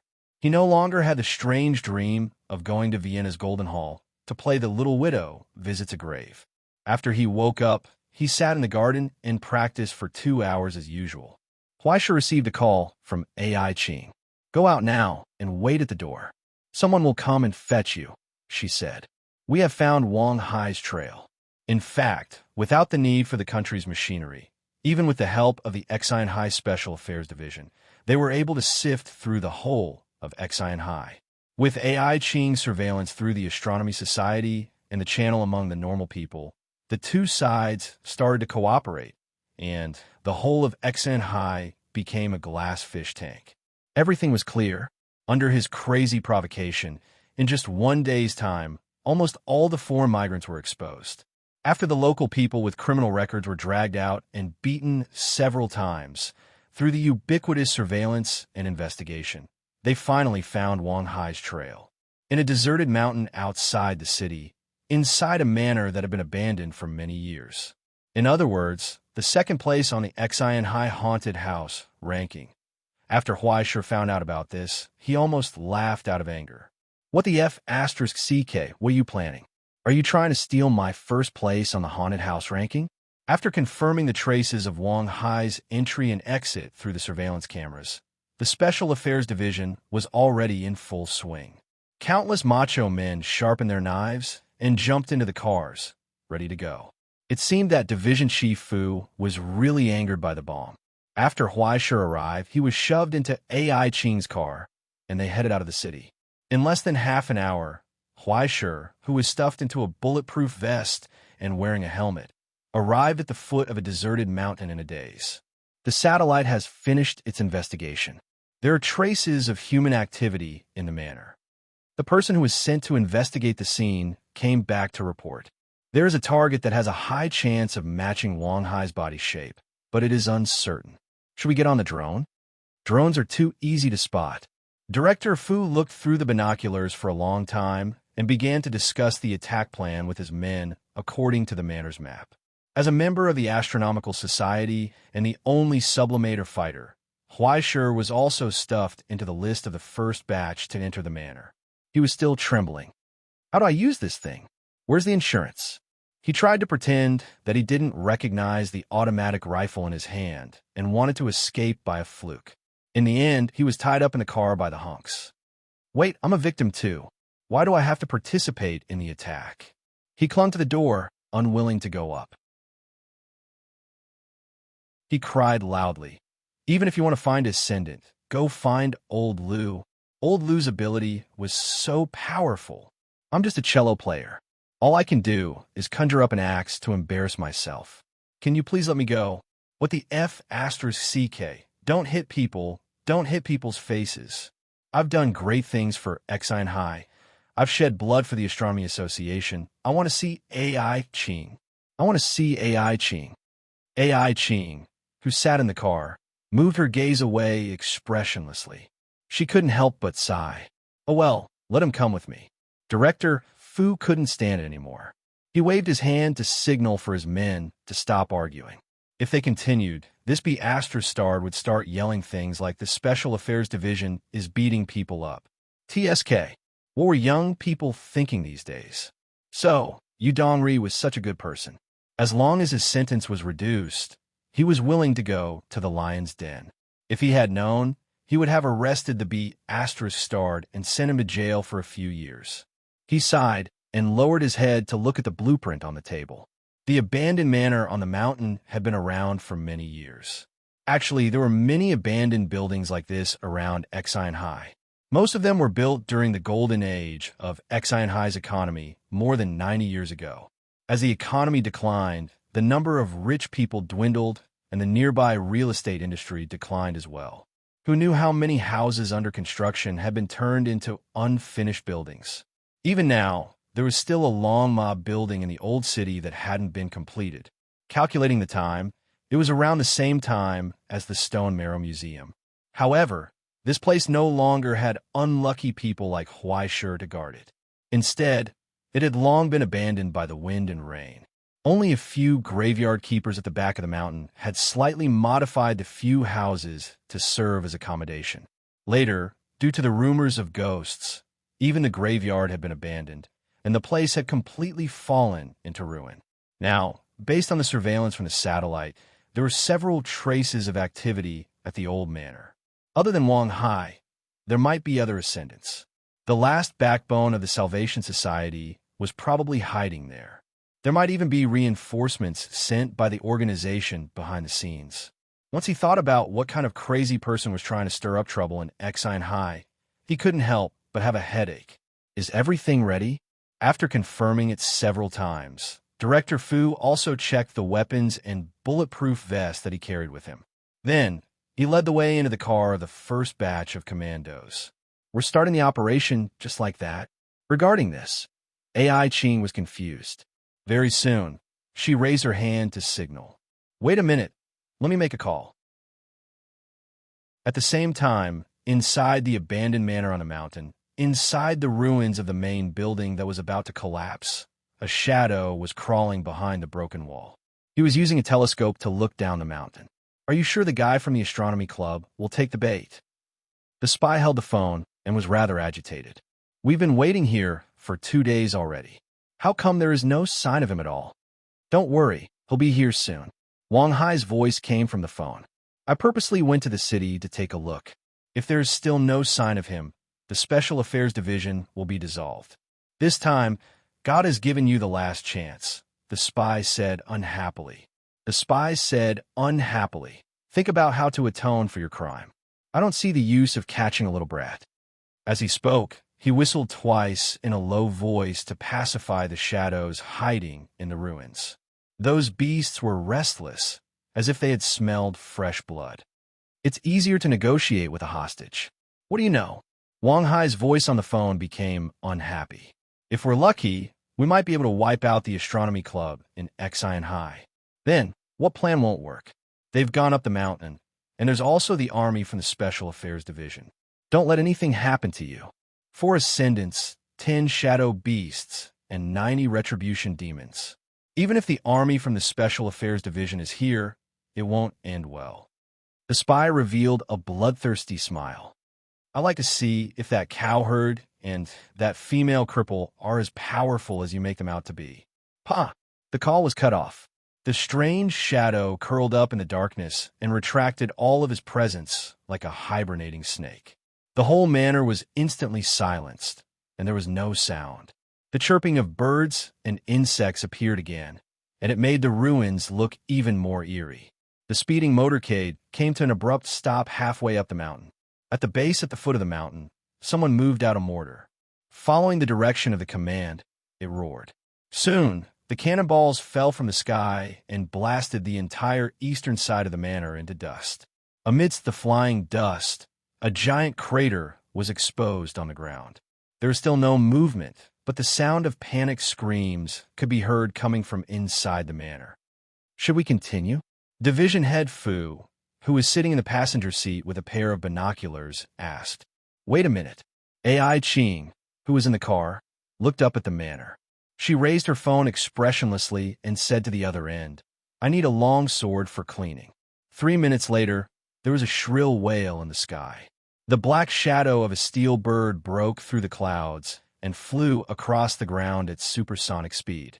Under the wings of the bird, a pure white steel arrow drew an arc in the air and landed on the ground. At that moment, The shadow on the rooftop widened his eyes in shock. What the hell? There was a bang. The thing landed on the ground. In the next moment, there was a violent roar and flames rising from the ground. The entire mountain shook slightly. Amidst the gushing flames and the sweeping air pressure, the ruined manor once again wailed and groaned under the violent ravages. Amidst the terrifying explosion, the sweeping air pressure completely crushed the entire manor into ruins. Countless steel shards scattered death in all directions, and sharp sounds kept bursting out from them. A huge depression appeared in the middle of the manor. The lava soil flowed on the blackened ground, and the stench of smoke and dust spread in the violent wind. Missile! There was no time to react. A low whistling sound burst out from the sky again. The shadow of the steel bird came back. After throwing something in the air, it flew to the end of the line of sight. There was only a dull sound that spread in the air. Immediately after, white smoke extended towards the ground along with something. It was like a tree that grew upside down. It was as if a cruel angel had dropped its wings from the clouds. Holy light and pure white smoke covered the ground, bringing about equal burning and destruction. The terrifying temperature burst forth the moment those darn things landed. Green and red flames spewed out from them. The scorching hot febrile wind enveloped every corner. It was like a thin layer of white gauze. Everything that it enveloped was enveloped by the terrifying flames. The flames danced wildly in the soil, on the stones, on the ruins, and on the flesh. The temperature that was enough to burn steel into liquid brought about poisonous smoke and thick fog that destroyed the lungs. It only took an instant for the destruction brought by the white phosphorus incendiary bomb to completely descend on the ruins.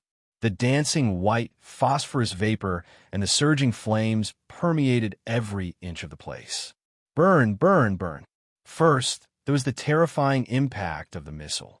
Then, there was the terrifying temperature of the white phosphorus. Finally, there was the poisonous fog that completely destroyed all living things. The entire mountain was shrouded in destruction. On the mountainside, everyone stared dumbfoundedly at this scene of destruction. They watched as dozens of ghostly creatures that were several meters tall screamed and escaped from the flames. They struggled and rolled on the ground, scraping the green flames off their white bones. However, soon after, vicious flames reignited from their bone marrow. In the end, they crawled on the ground and stopped moving. Only the remains of their bodies that slowly turned into charcoal in the flames and the sound of bones breaking in the burning. The group of people looked at the ruins in front of them in shock. Director Fu turned to look at AI Ching. You don't want him to live? Weren't the white phosphorus incendiary bombs banned? Those who can live are the ones who live. AI Ching calmly waved her hand. There must be something wrong with people who talk about humanitarian when facing terrorists. Okay, you can go now, AI Ching ordered. Finally, she looked at Huai Shi. You can go now. You will go, right? Yes, yes, yes. Huai Shi nodded like he was pounding garlic. I am a brick of the Astronomical Association. I will go wherever I am needed. Men, bring me my fire Kirin AK. Chapter 51. Soon, Huai Shi, who was armed with an automatic rifle and a gas mask, was kicked out of the car. He followed the muscular brothers of the Sublimator Suppression Force into the manor that was still burning. As far as the eye could see, it was a white land. In the wasteland and ruins that had been burned to ashes, huge monsters could be seen constantly. Whether it was the still horribly hard scales or the hideous skeletons, they seemed to have come from hell. No matter how one looked at it, it didn't look like a strange appearance that could be formed by natural evolution. Other than that, there was only dead silence in the manor. The further they went, the colder Huai Shi's heart became. What the hell were these bastards hiding here? Even now, there were still wisps of black gas slowly rising from the white ashes and dissipating in the air. The strong soldiers wearing gas masks seemed to be unable to withstand the pressure here. Their legs went weak and they staggered to the ground. Their teammates hurriedly dragged them out of the field to receive first aid. But Huai Shi seemed to be fine. Not only did he not feel any discomfort, but he was also very conscious. His body's reaction speed and perception began to become more sensitive. Abyssal sediment. This place has been transformed into a feeding ground. The concentration of the sediment in the abyssal abyss is even higher than at the border. In response, AI Ching replied in the communication. Appropriate pressure will make your soul circulate faster, just like diving. But for ordinary people who haven't cast their souls, this sediment is highly toxic. This is the favorite trick of the cultists. Huaisher picked up the rifle and looked around carefully. What are they trying to do? Who knows? Maybe they want to play a big game? AI Ching's tone was calm.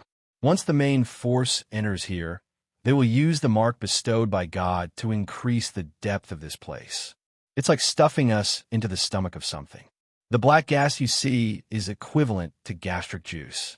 When the time comes, it will be slowly digested. Huaisher's hair stood on end. He shrunk his neck and became more and more vigilant. Although the Special Affairs Division was powerful, it was still within the system after all. There were many inconveniences. At most, they would use a few rounds of mortars. Even if she was a terrorist, who would have thought that there would be such a lame woman in the decision-making level who had such an abnormal brain circuit that she would release a missile just because of a disagreement? They were still in China. What are you doing? Not only the Allies, but even the spirits of those unlucky bastards in heaven would be puzzled. Fortunately, AI Ching's heavenly justice and white phosphorus incendiary bombs had cleansed the place thoroughly. Not a single bug was left in the manor. Even if there were some rotten fish and prawns that were not killed by the explosion, their lungs would be burned by the poisonous gas, and they would fall to the ground. Huaisher saw a hideous corpse in the innermost layer of the ruins. It seemed to have been in the range of destruction when the missile exploded. Half of its body was charred, but it did not die on the spot. Instead, it struggled to escape. Then, he was engulfed by the white phosphorus incendiary bombs that fell from the sky. He was burned alive in the flames that were like maggots in a tarsal bone, turning into a pile of twisted charcoal. One could vaguely make out a beast-like face. Half of the face was charred and half broken, revealing a broken skull like that of an ape. Its teeth were huge and sharp, but after a slight knock with the barrel of a gun, it broke into two pieces. Although you have science, and I have magic, it was proven that magic could not beat science. Although it was not clear what level the Ascendant was, or what kind of strange stigmata it had in the present realm, it could not withstand the suppression of the steel torrent. It was said that in the old magic era, everything was not like this. But with the establishment of the 3 major blockades in the present realm, it became more and more difficult for the Ascendants to mess around in the present realm. As for the details, Crow said that he would tell Huaisher after he officially implanted the stigmata. But before that, he did not take the initiative to mention anything. It was probably a secret that had been hidden. After Huaisher made one last check that there were no hidden dangers, he waved his hand behind him. A few soldiers wearing chemical protective suits carried a huge box over and neatly threw the corpse into the box, sealed it, and took it away. The body of the Ascendant was also valuable. Even if it was burned into a piece of charcoal, it might still be able to decompose the remains of the stigmata, and through an autopsy, it might be able to directly identify the Ascendant's identity. Unfortunately, the burning of the incendiary bomb was too thorough, and the corpse was smashed into pieces as soon as it touched the ground. It was impossible to piece it back together. Huaisher continued to move forward, but after 2 steps, he felt that something was wrong, so he stepped back and bent down to wipe the white ashes on the ground. Through the ashes on the ground that had not yet dissipated, he saw the light of metal, and as he continued to dig, he could distinguish the outline of steel. It was a short sword. The guard had been burned out of shape, but the bracelet on the hilt was also almost charred, but the body of the sword was still intact, except that it was covered with a layer of black charcoal. It was about 40 centimeters long and 5 centimeters wide, with a single-edged blade. It looked like some kind of ceremonial weapon, but when Huaisher tried to cut it, it felt very smooth. It did not seem like a good thing. He weighed it in his hand and felt that it was not an ordinary object. It's a relic from the border. Crow's voice mysteriously sounded in his ear. It should be the result of digging in the 7th or 8th level of hell. And looking at the style, it's a sacrificial knife used by the Tenochtitlan Empire for live sacrifice. Good stuff. Crow, who was hiding in the shadow, looked at him sneakily, his small eyes blinking. Can you find a way to steal it? Where did you come from? And what the hell are you thinking? Huaishir asked through the Book of Destiny. There are people watching behind. How can I hide? Isn't it common to steal equipment in a group? Crow shrugged. Also, be careful behind you. At that moment, a gust of wind broke through the air. A chill ran down the back of his head. Huaishir did not hesitate, and the sacrificial knife in his hand blocked behind him, and only heard a sharp noise. His whole body was almost sent flying by the huge force.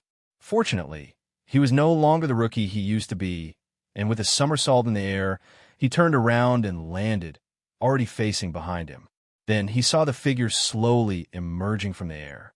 The first thing he saw was sticky blood dripping from the charred body, and with the movement of the muscles, countless small bright red cracks appeared on the charred skin. Then he saw countless charred skins slowly peeling off. It was like a snake shedding its skin. It broke free of the old shell and death. It welcomed a new life. In the painful convulsions, the burned dead skin fell off the body bit by bit, but the new skin did not seem to have time to grow, only revealing a layer of bloody and twisted face, and a pair of venomous eyes. Huaishir sucked in a cold breath. Brother, do you want me to call an ambulance for you? That was what he said, but his body was not honest at all. He threw away the sacrificial knife in his hand, picked up the automatic rifle, and shot forward. Within 10 meters, he accurately controlled the gun, emptying a magazine in a few seconds, and then skillfully pulled out a new one from the back of the rapid reaction vest, changed the magazine with one hand, and continued to shoot. What a joke if he did not shoot. Would he wait for the other party to come over and stab him a few more times?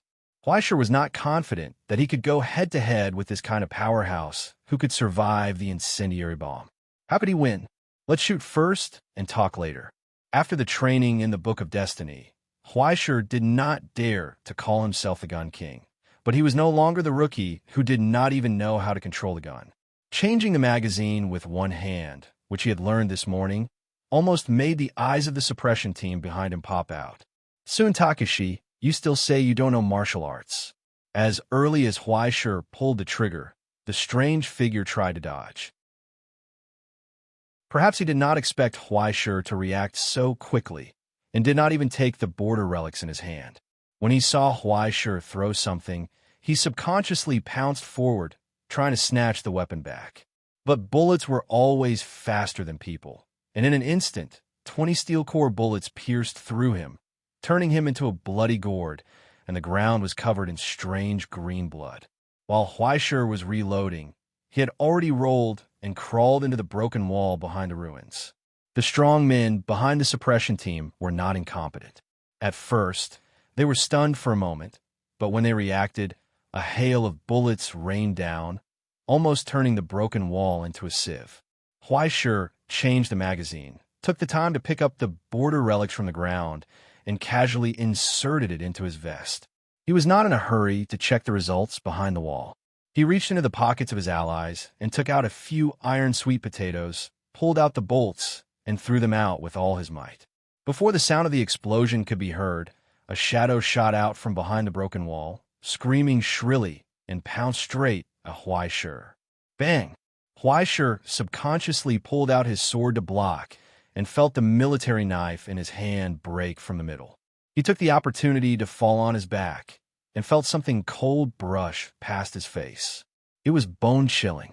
It was a sharp bone spur. The chaotic gunfire stopped abruptly, and the soldiers who surrounded him fell to the ground as if they had lost all their strength. Even through the gas mask, Huaishir still smelled a sweet fragrance, and his vision blurred. Poison.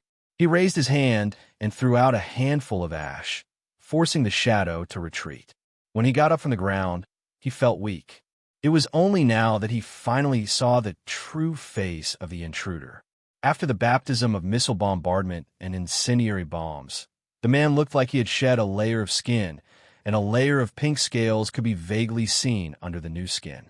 There were 3 strange horns on his forehead, and they were actually of 3 different colors. What the hell? Don't be a coward, kill him. Crow's voice sounded in his ear, encouraging him. The crying snake stigmata is only level 2, and it can only survive because it has a strong soul. That poison is not as strong as the one I feed you every day.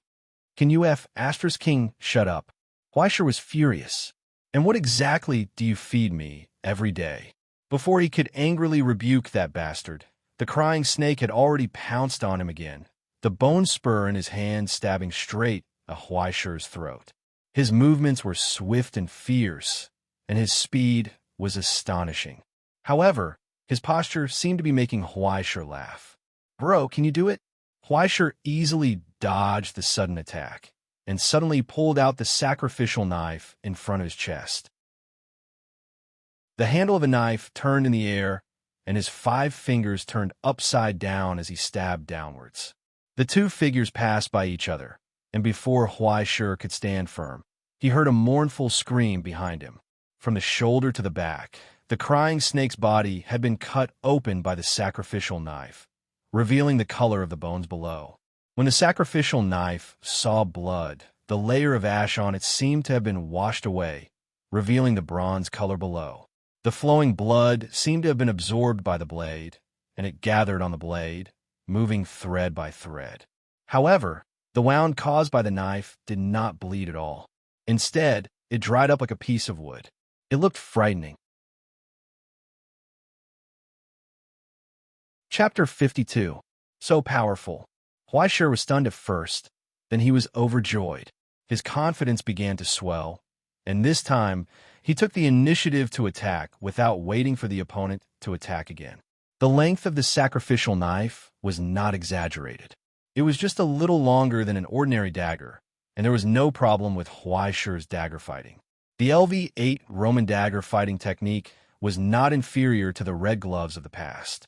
It had reached the top of the professional level. It could be said that there was no longer a trace of fancy, and it had become an out-and-out killing technique. Suddenly, the crying snake felt a burst of grief and anger. It had survived the bombing with great difficulty, but before it could react, it was already surrounded. Originally, it wanted to take back the holy artifact bestowed by the Lord and find a noob to trample on to vent its anger. However, it did not expect that its attack would be like stabbing in a page's nest. Where did such a monster jump out from? Not only did he have a strange reaction and was not afraid of snake venom, but his swordsmanship was also frighteningly fierce. Under the situation where he did not have a stigmata, he directly jumped 2 levels and beat it like a child. Get lost. It roared with all its might, and the bone blade directly blocked Huaisher's knife. It turned around and wanted to escape, but it saw that there was a row of people behind it. Seeing that it wanted to escape, it was met with a hail of bullets, forcing it to confront Huaisher head-on and capture it alive. The crying snake was so angry that it wanted to laugh. Even if it was suppressed in weapon fighting, it was a second-stage gold ascendant. How could it be afraid of a noob who did not even have a stigmata? It would take a hostage first. Ignoring Huaisher's fierce attacks, the teeth in its mouth suddenly grew, and it spat out a wisp of clear venom. Then, the venom quickly evaporated in the air, turning into wisps of white mist. Wherever it passed, even the stones were corroded into holes. Huaisher was shocked and quickly retreated, but the crying snake seized the opportunity and took the initiative. One hand reached out and grabbed the blood-sucking blade, ignoring the danger, and the other hand reached out to grab Huaisher's neck. Then, he blacked out and heard the endless roar of gunfire. With one hand holding the knife, Huaisher's other hand had already pulled out the pistol on his vest, pressed it against his forehead, and pulled the trigger repeatedly. The small-caliber bullet couldn't even penetrate his skull, but the impact of the bullet wasn't inferior to the penetrating damage. He was completely stunned in an instant, and he didn't know if his brain had been shaken out. Let go. Huaisher pulled out the sacrificial blade in his hand and swung it down with all his might. As the blade sliced through the air, pale white origin flame ignited in his hand. He added the weight of the axe to the blade and chopped off one of Huaisher's arms. He then pulled out the blade and swung it down again. Both of his arms were cleanly chopped off. After absorbing enough blood, the damaged sacrificial blade actually began to rapidly repair itself, returning to its original bright and beautiful appearance. It was as if it had just come out of the furnace, and it even began to misbehave, attempting to absorb Huai Shi's origin substance. Devour my origin substance? Are you kidding me? Huai Shi was amused. You even dare to devour my negative energy-producing machine? Little bro, are you kidding me? He directly turned the ashes back into origin substance, then poured a large amount of heart poison into the sacrificial blade, allowing it to absorb as much as it wanted. At first, it was still sucking in large mouthfuls of origin substance, but when it felt that something was wrong, it tried to stop. However, the hand of confinement grabbed the blade and poured it in. It drank to its heart's content, as if it was drinking chilly water. In the end, the blade began to tremble violently and let out a whine, as if it was begging for mercy. The pure negative energy and the poison of death that was even purer than that caused it to suffer greatly. It was once again reduced to a dusty appearance and was held in Huai Shi's hands like a grandson. It was extremely obedient. Now that he was done with internal security, it was time to deal with external security. Huai Shi raised the sacrificial blade and turned it around, slashing it fiercely at the crying snake. The hand of confinement's terrifying weight wasn't inferior to that an axe. Very quickly, the crying snake spasmed on the ground and stopped moving. It could only be said that a tiger had fallen from grace. This gold rank expert, who should have been able to beat Huai Shi up in a direct confrontation, had actually been beaten up by Huai Shi after being bombarded with missiles and incendiary bombs. In fact, Crow had even secretly peeled off 3 of the gold rank expert's horns. This thing was worth a lot of money.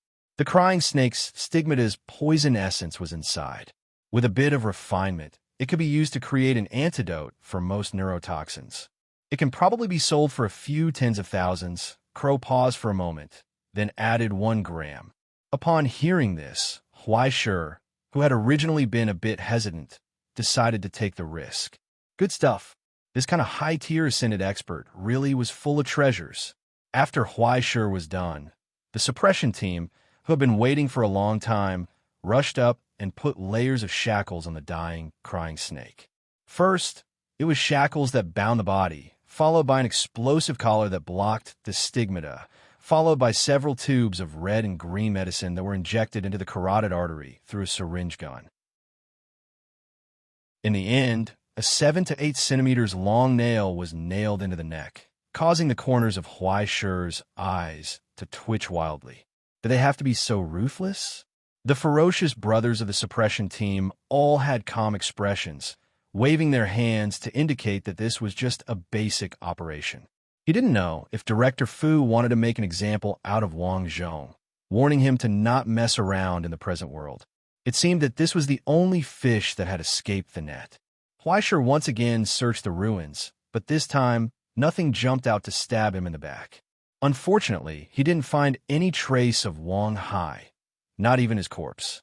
Logically speaking, a weakling like him who wasn't even an ascended expert should have died when the missile exploded, but Huai Shi still had some doubts in his heart. That guy's life was so tough that even the red gloves couldn't kill him. Now that he couldn't find his corpse, it was hard to say where he was hiding to cause trouble. In the distant forest, the crow whistled and looked in the direction of another hill.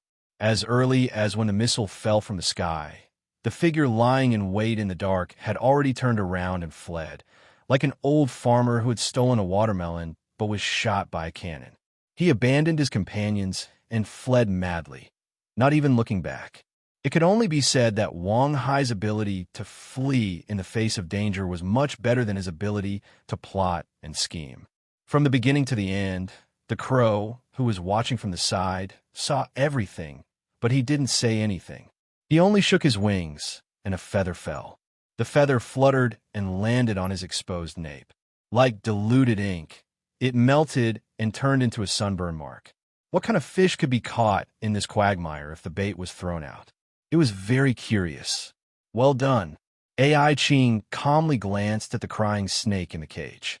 No, It should be said that we caught a big fish. Director Fu looked at the burned ruins and sighed helplessly. The Astronomy Association calling for an air raid was cool, but the people responsible for cleaning up the scene were from the Special Affairs Division. He could only sigh at the fact that there were indeed some people in this group who were tough. Otherwise, they wouldn't even be able to find someone to record a statement. He really couldn't figure out where AI Ching's Russian Federation style of hardcore logic came from. However, he also had to thank her for her rash and extreme decision, which successfully avoided a tragic ambush. Just looking at the remains of those damn things at the scene was enough to give him a headache. Compared to this, what gave him a bigger headache was, how did so many mutants from the border appear in the present realm? These damn things were enough to fight a head-on encounter with a modern army. He irritably lit a cigarette. What the hell are the people at the customs doing?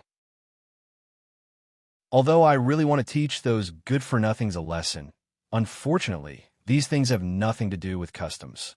AI Ching sighed regretfully and raised a new conjecture. What if they weren't smuggled in from the border, but raised in the present realm?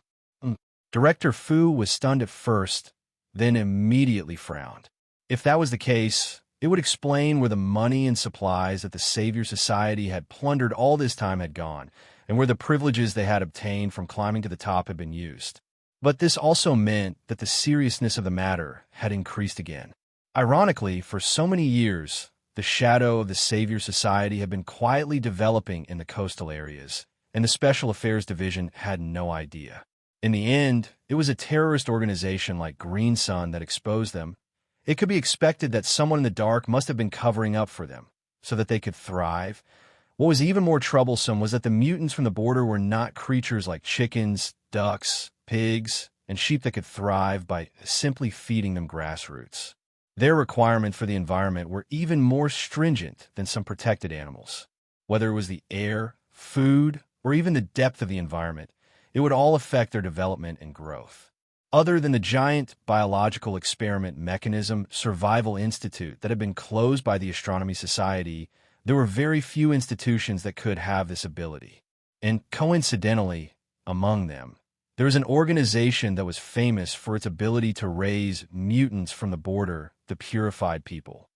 Almost groaning, Director Fu rubbed his head and spat out the name. Damn, this is a big problem. Are you sure? Isn't there a ready-made test subject? AI Ching raised her chin and looked at the sublimator in the cage. Her eyes became meaningful.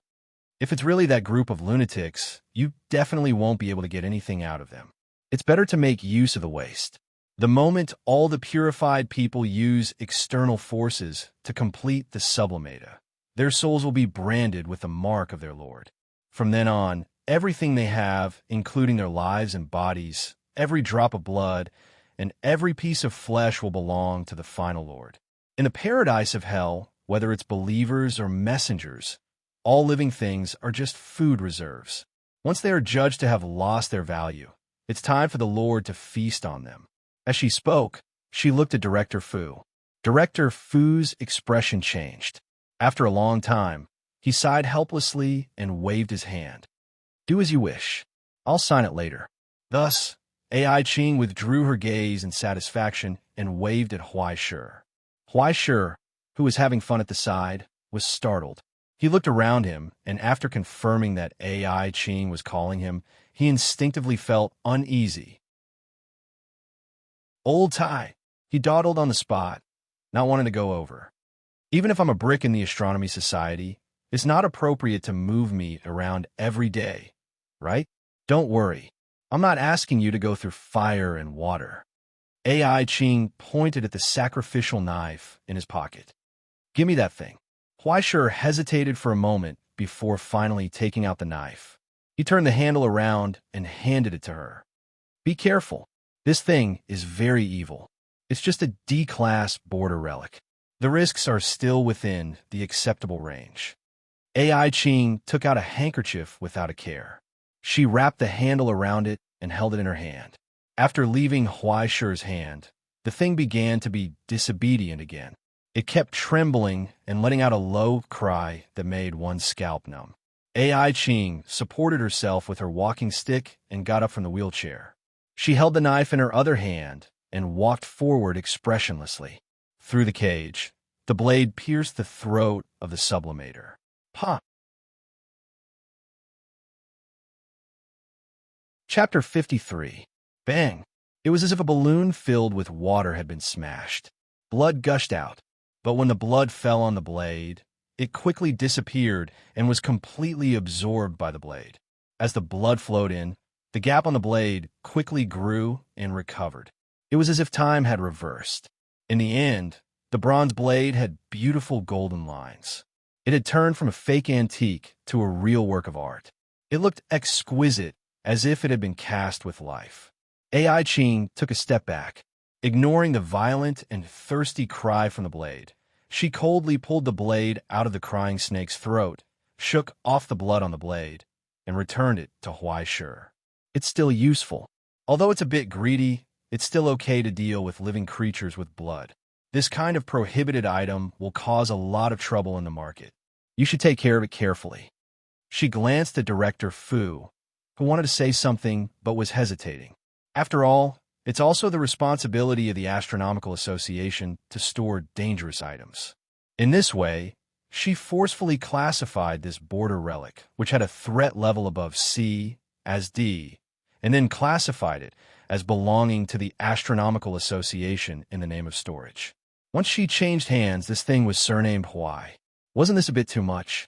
Before he could object, Director Fu heard a sound that made his hair stand on end. On the corpse that was gradually losing its vitality, the temperature had yet to disperse, but no more blood spurted out from the wound. Instead, it was replaced by wisps of black smoke that rose from the limbs and bones. The black smoke was like a viscous liquid, covering the crying snake ascendant's corpse inch by inch, as if it was swallowing it into its stomach.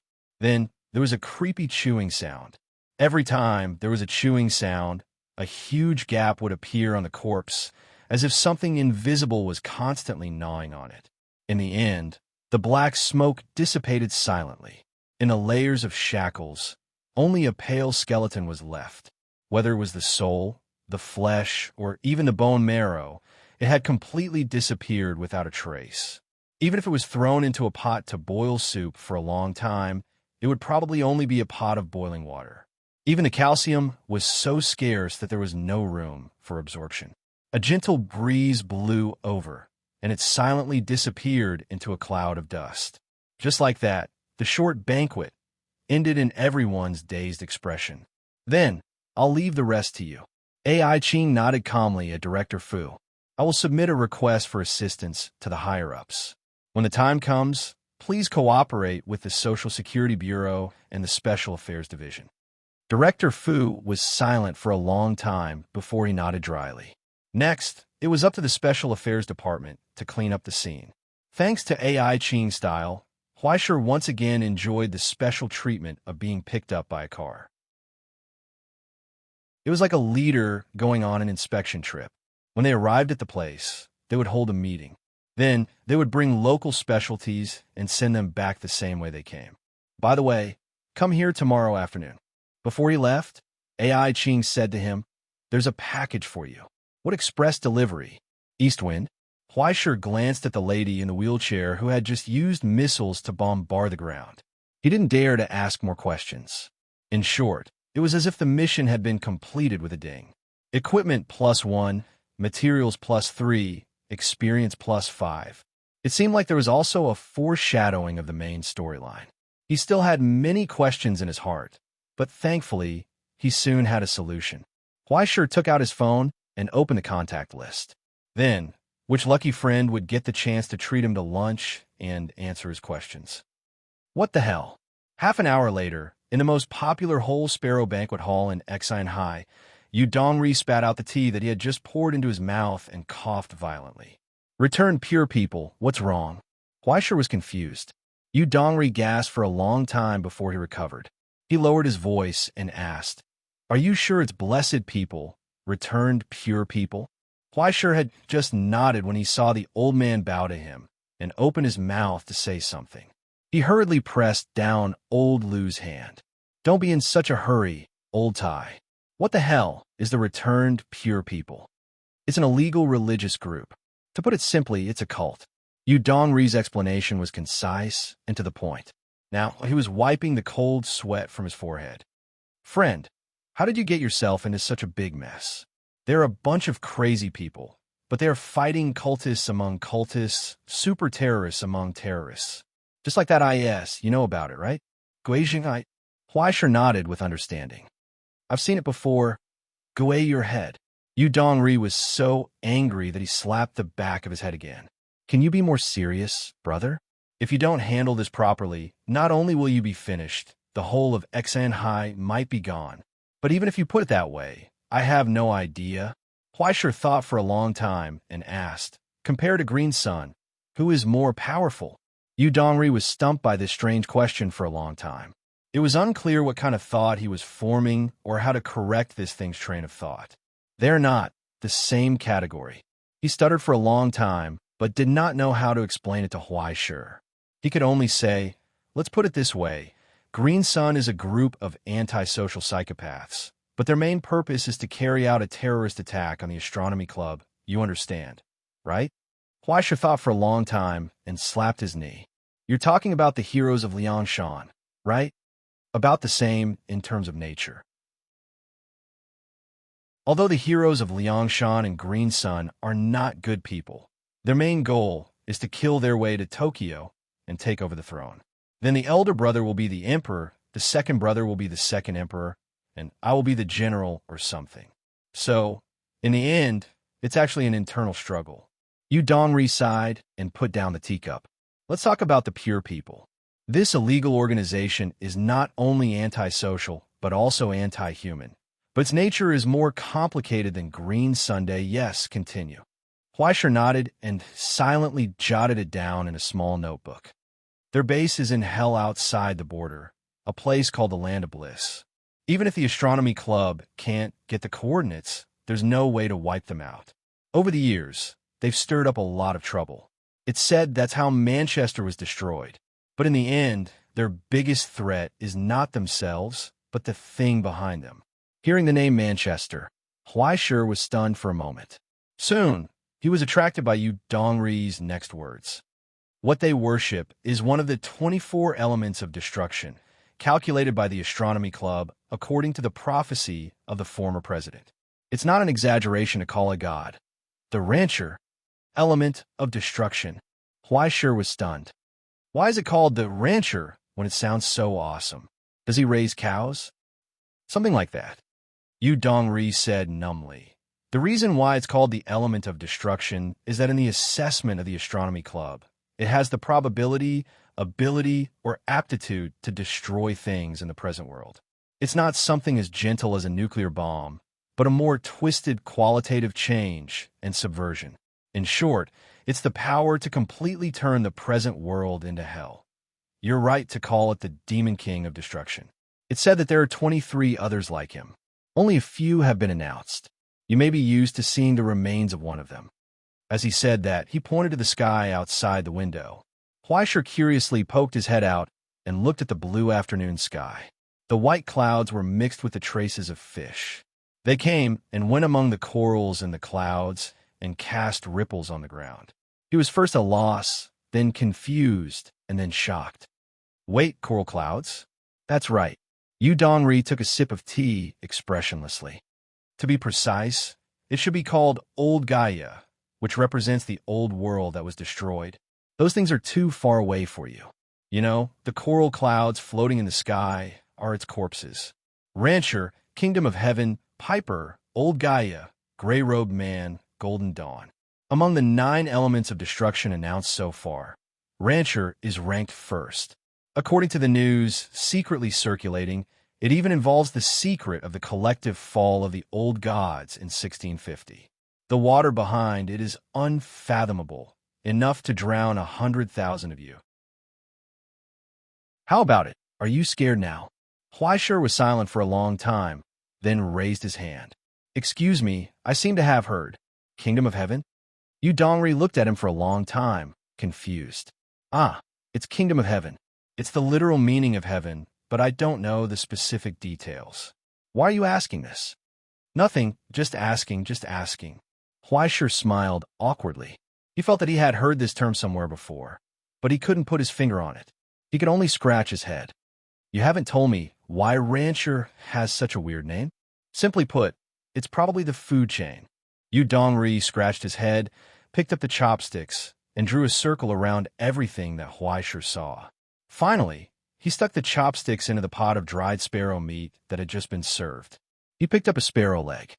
You see, in the eyes of the purified people, this world is a huge food chain that runs through the present world, the border, and hell. Just like sheep eating grass and people eating sheep. If the clergymen see believers as sheep and call themselves shepherds, then at the top of this distorted hell food chain, the person who commands all the shepherds is rancher, right? After the essence of the gods was distorted by hell, rancher can be said to be an out-and-out evil god. The whole world is just a huge ranch for rancher, and all living things are just his food.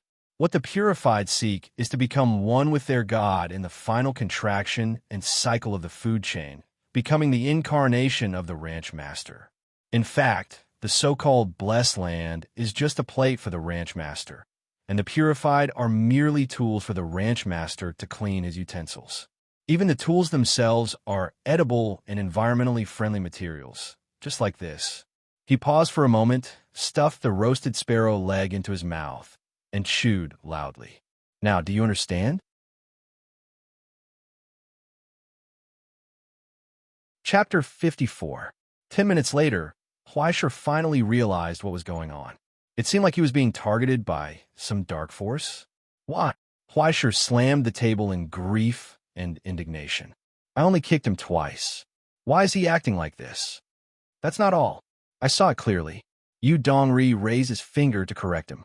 Not only did you break his little finger, you pulled his hair, you snatched his box, and you even kicked his crotch twice.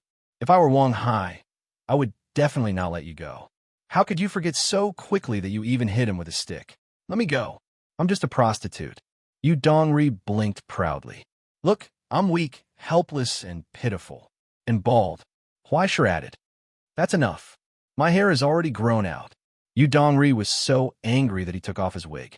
He leaned over and pointed at his tragic hairline. Do you see it? Do you see it? It's already grown out. It's okay. It grows fast and it falls fast. Huaisher didn't even bother to look at him.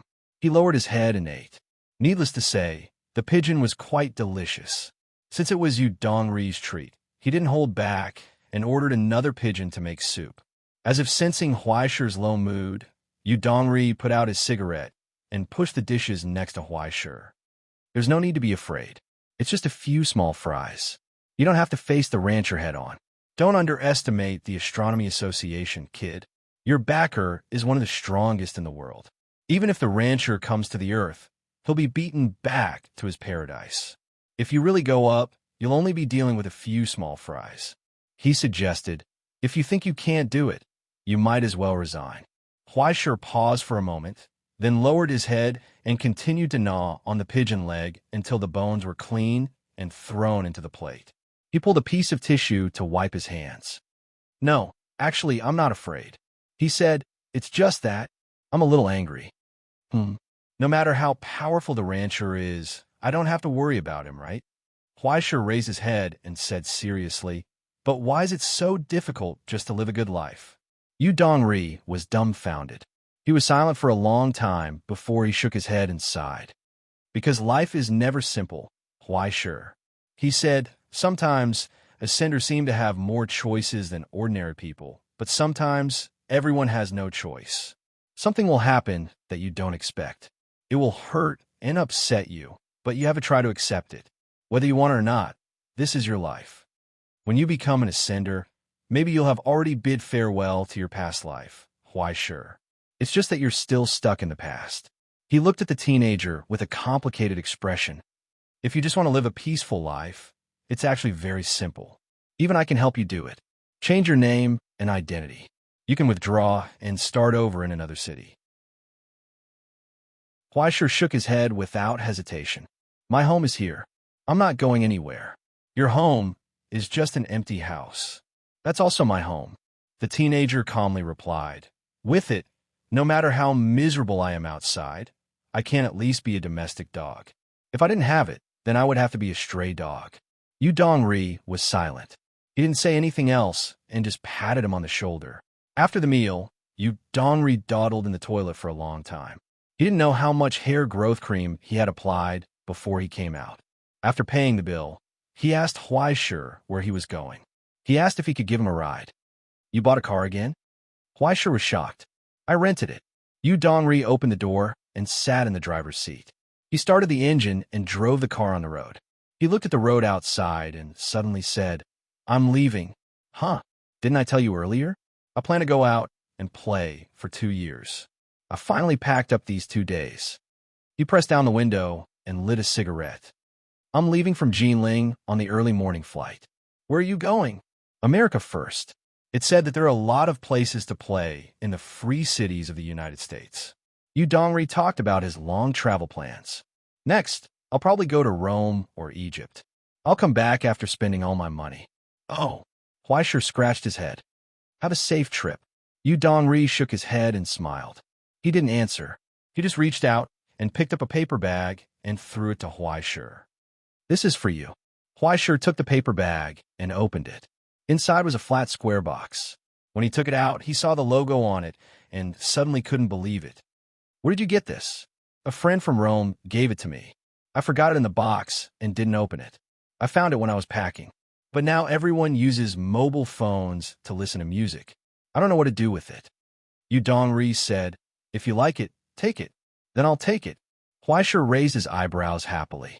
He opened the plastic seal and the Cowan logo on the box, revealing the palm-sized music player inside, the brass body, and the manual adjustment of the upper side of the double control knobs. He couldn't put it down. It was even more pleasant than getting the border relic. In this era, where everyone was beginning to get used to mobile phones, very few people would think of this kind of thing called MP3. It was like being abandoned by the era with a CD player. Except for a few enthusiasts, very few people would pay attention to this kind of thing from the past. And the price of the remaining ones was getting higher and higher. Just this one player was already comparable to a good handmade piano. If it was a gift to the same value, Huaishir might not accept it, but Yu Dongri's choice left him no room for hesitation. Besides, he broke a car worth millions. If he accepted a player worth more than 10,000, the burden on his conscience was negligible. It was a return gift for Bawang shampoo. Looking back at the smiling teenager in the passenger seat, Yu Dongri had no idea what was going on in this guy's mind. He could only shake his head and sigh. It's good to be young. Finally, the car stopped in front of the Stone Marrow Museum. Huaishir got out of the car, installed the player with satisfaction, and waved goodbye. Have a safe trip. I'll treat you to dinner when you come back. We'll see. Yu Dongri smiled and waved goodbye. Take care of yourself. The car left. Huaishir watched old Lu's shadow disappear. His heart suddenly felt empty. He stood in place for a long time and shook his head to dispel the sadness. I can't worry anymore. I'll be gay if I worry anymore. I can only wish old Lu a safe trip. In fact, as soon as he got home, he began to worry again. The crow landed on the table in front of him. She wore a mask as a white coat, a miniature stethoscope around her neck, and a tube of dark green medicine wrapped around her wings. Come on, body check. She took out a pair of glasses from somewhere and put them on her beak. Her voice was gentle and charming. Let me see if you're developing normally. If it wasn't a crow, that would be fine. Is there a problem with my graphics card? Huaishir sighed, leaned back on the chair, and let her do as she wished. In fact, it was no different from a simple physical examination in the hospital. It had almost become a daily routine. His weight and height were measured, and his blood was poured into some strange reagent for testing. With Huaishir's alchemy knowledge that was close to nothing, he couldn't see anything at all. He didn't need to see anything. For his own body, he had a more intuitive feeling than any other test. His development had begun to accelerate. If the original process was slowly accelerating, now he was running on the highway and began to rampage, growing wildly. Every day, he could clearly feel his body strengthening. The itchiness and pain of his bones growing had already woken him up from his dreams several times. After 2 days of muscle growth soreness passed, he began to feel his heart beating erratically from time to time. He always felt the phantom pain from his internal organs and limbs. In less than a week, he had grown 4 centimeters taller. The size of his clothes before was almost obsolete, and now his thin arms and legs could actually be seen with the outline of his muscles. Especially his hands. His nails grew faster and faster. He now cut his nails once a day on average. Every time his nails were cut, he could smell the hallucinatory smell of sulfur. According to Crow, this was a side effect of specialization.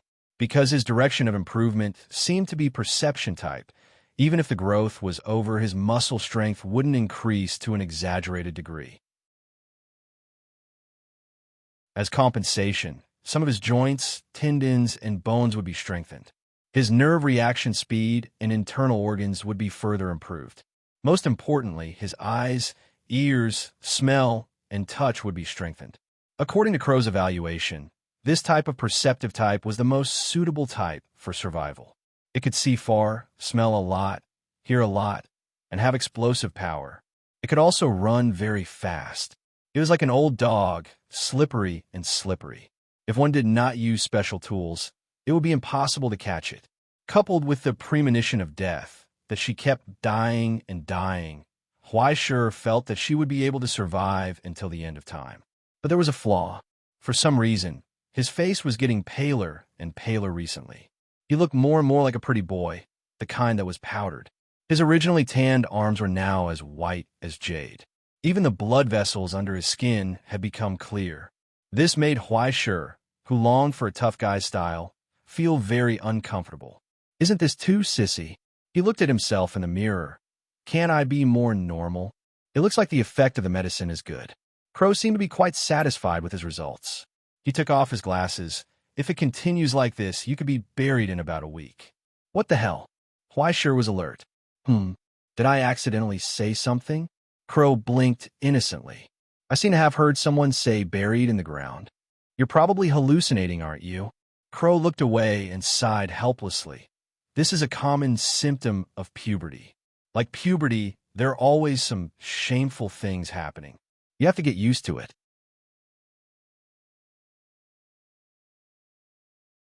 Chapter 55. In the quiet study, AI Ching stared silently at the phone on the table. The light rising from the screen intertwined into an invisible screen in the air, revealing a man with a dull expression sitting at his desk. She said, I want to check the progress of the report I submitted. After a moment of silence, the dull clerk looked away from the computer screen and replied, Your reinforcement application has been approved. In accordance with the sublimatum management law of the host country, the application has been conveyed to the East Asia Social Security Bureau and will be approved within 1 working day. It is the duty of every inspector to eradicate threats. Please continue to pay attention to the current situation and ensure that the situation does not deteriorate before the matter is resolved. Convey AI Ching side. In recent years, as the pressure outside the border gradually weakened, the United Nations began to further restrict the rights of the Astronomical Society. Now, in a country with strong sovereignty, a frontline inspector like her was no longer qualified to retain a military department. The staffing structure was getting smaller and smaller, gradually evolving from the original action agency to an observation agency. In the face of the increasingly powerful Big Five, the Directorate of Command chose to give in and hand over the daily military operations to the host country to avoid disputes over sovereignty. No, it should be said that the struggle between the sovereignty faction and the border faction within the Directorate of Command had reached a climax. As the representatives of the Big Five began to demand more rights and resources, contradictions inevitably arose. If this continues, sooner or later, I will have to work in the Special Affairs Department, right? But to still maintain such a conservative attitude towards this kind of matter involving the elements of destruction, it could be said to be indulgent, right? Or do they want to let the situation deteriorate and come out to clean up the situation in the end? There were too many possibilities, and it was difficult to guess. She rubbed her eyebrows and stopped thinking about this damned question. She asked, What about the other application? After the clerk operated the computer, he looked up and replied, The relic application you submitted has been approved. As he spoke, he pulled out a form from the vacuum pipe next to him and checked the contents and reply on it. The border relic applied for his number 1752, the erosive object with a threat level of S, Faust. He looked up and said, "You will be allowed to question it 3 times. Please follow the relevant regulations and read the 6th, 7th, and 19th articles. Complete, please confirm." A text appeared on AI Ching's phone. As usual, she took a look and said, "It's over." The clerk nodded and tapped a few times in the air, pulling out a text box out of thin air. He turned to AI Ching and said, "Please read the following words and promise to abide by them." AI Ching calmly read the words on it. "I promise to remain vigilant and suspicious of everything said by Border Relic Faust. I promise to keep the questioning of Faust within the scope of the incident. I will promise to observe the precepts. I will maintain my rationality and give up my personal freedom when necessary. I will accept the control and personality correction of the technical department." That's all. The moment she finished reading, her signature appeared on the text box.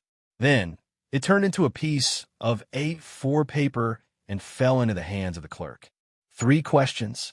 Please use them with caution. The clerk picked up the seal on the side and stamped it. "Ha!" The crisp sound of the red stamp landing on the paper was like popping a bubble, reverberating throughout the room. That formless sound seemed to sweep through space, causing everything to ripple like water. The authorization was approved, and the world unfolded.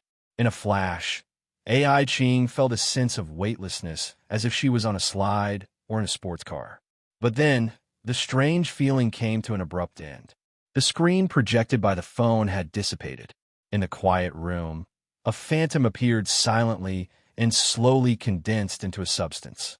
Border delivery. BIFROST. If the abbreviation were to be translated, it could be called Rainbow Bridge. It was one of the 3 major blockades that wrapped around the world. It was also one of the 3 safety valves established by the Astronomy Society to prevent the world from being destroyed. One of its most direct functions was to rely on the hundreds of thousands of channels and countless transit stations built above the world to place anyone in any corner of the world at any time. Although many restrictions were formulated to prevent abuse, it was inevitable that it would become the most commonly used method of movement in emergencies. The sound of steel clanging sounded. It came from the armor. It was a man whose age could not be determined. His face was covered with a beard, and he wore heavy armor. He held a flame-shaped great sword in his hand, and his braided hair was engraved with layers of tattoos. It was bleak and majestic, but his face was palpitating.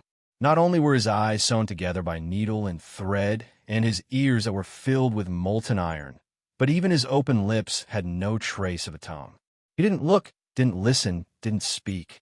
This was the caretaker of the border relic, Faust. At the same time, he was also the safety bolt that cut off the user's head when the relic went out of control or violated the rules. He held a great sword in one hand and a huge and heavy book in the other. The steel cover and lock looked like layers of restraints.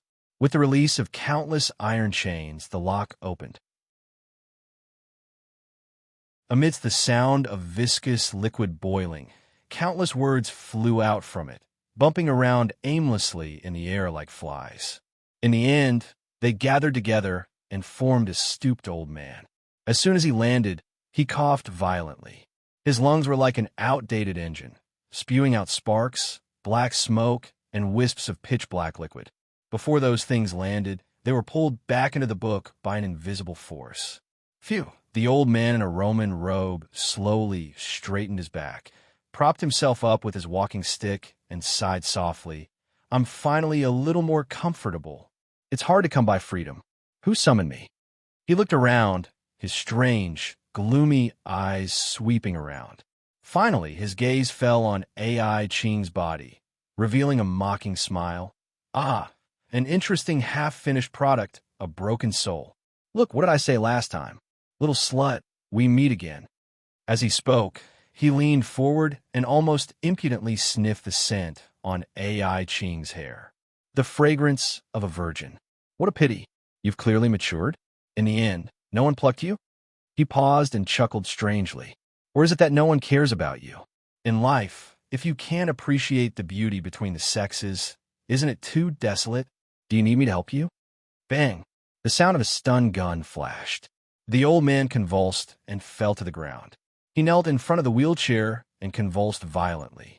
After a long time, he raised his head stiffly, not knowing if it was because of pleasure or pain.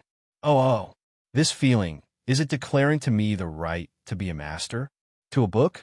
Ha ha, how pitiful. As he spoke, Faust grinned and revealed a mocking smile. He spread his hands. Devil Faust, I answer your summons. Please ask my master if you can bear the price necessary to reach omniscience. In that instant, the armored man behind him clenched the hilt of his sword. Commandment 1. No question will receive a direct answer, but there is still a price to pay. Commandment 4. Do not ask Faust for anything. Commandment 9.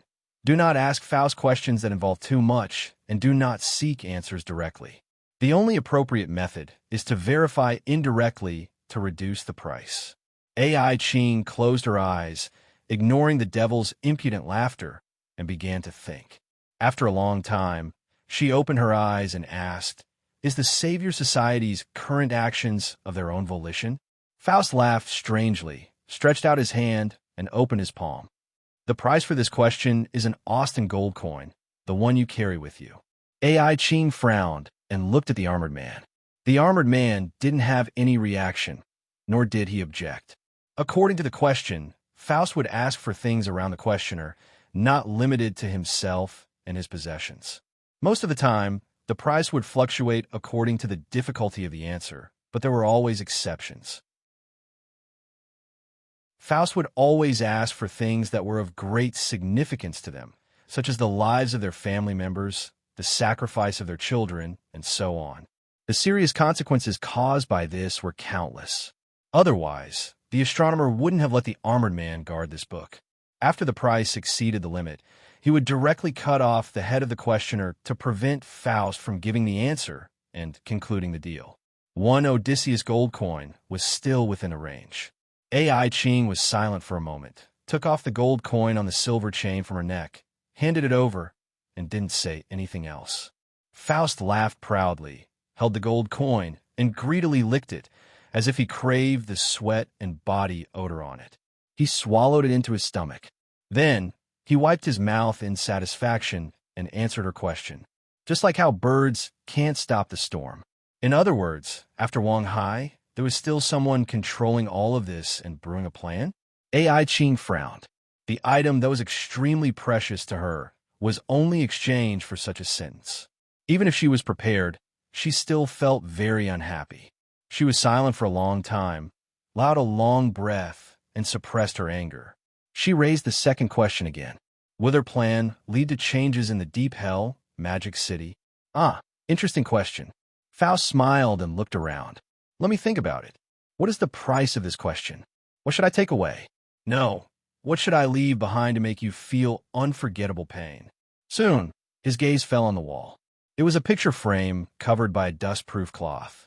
He turned around and looked at Ai Ching's livid face. He smiled in satisfaction. I want it. The sword-bearer didn't react. Ai Ching was silent, her hands gripping the armrest tightly. Under Bai Shi's skin, the blood vessels were pulsing angrily. After a long time, she closed her eyes. Take it. Faust laughed heartily and snapped his fingers. The picture frame began to burn, and the dust-proof cloth fell to the ground. In the dancing flames, the silhouette of a woman holding a child could be vaguely seen. It was as if she was holding the world's treasure. She smiled brightly at the camera. Her smile disappeared in the flames. Answer me, Ai Ching said softly. Answer my question, Faust.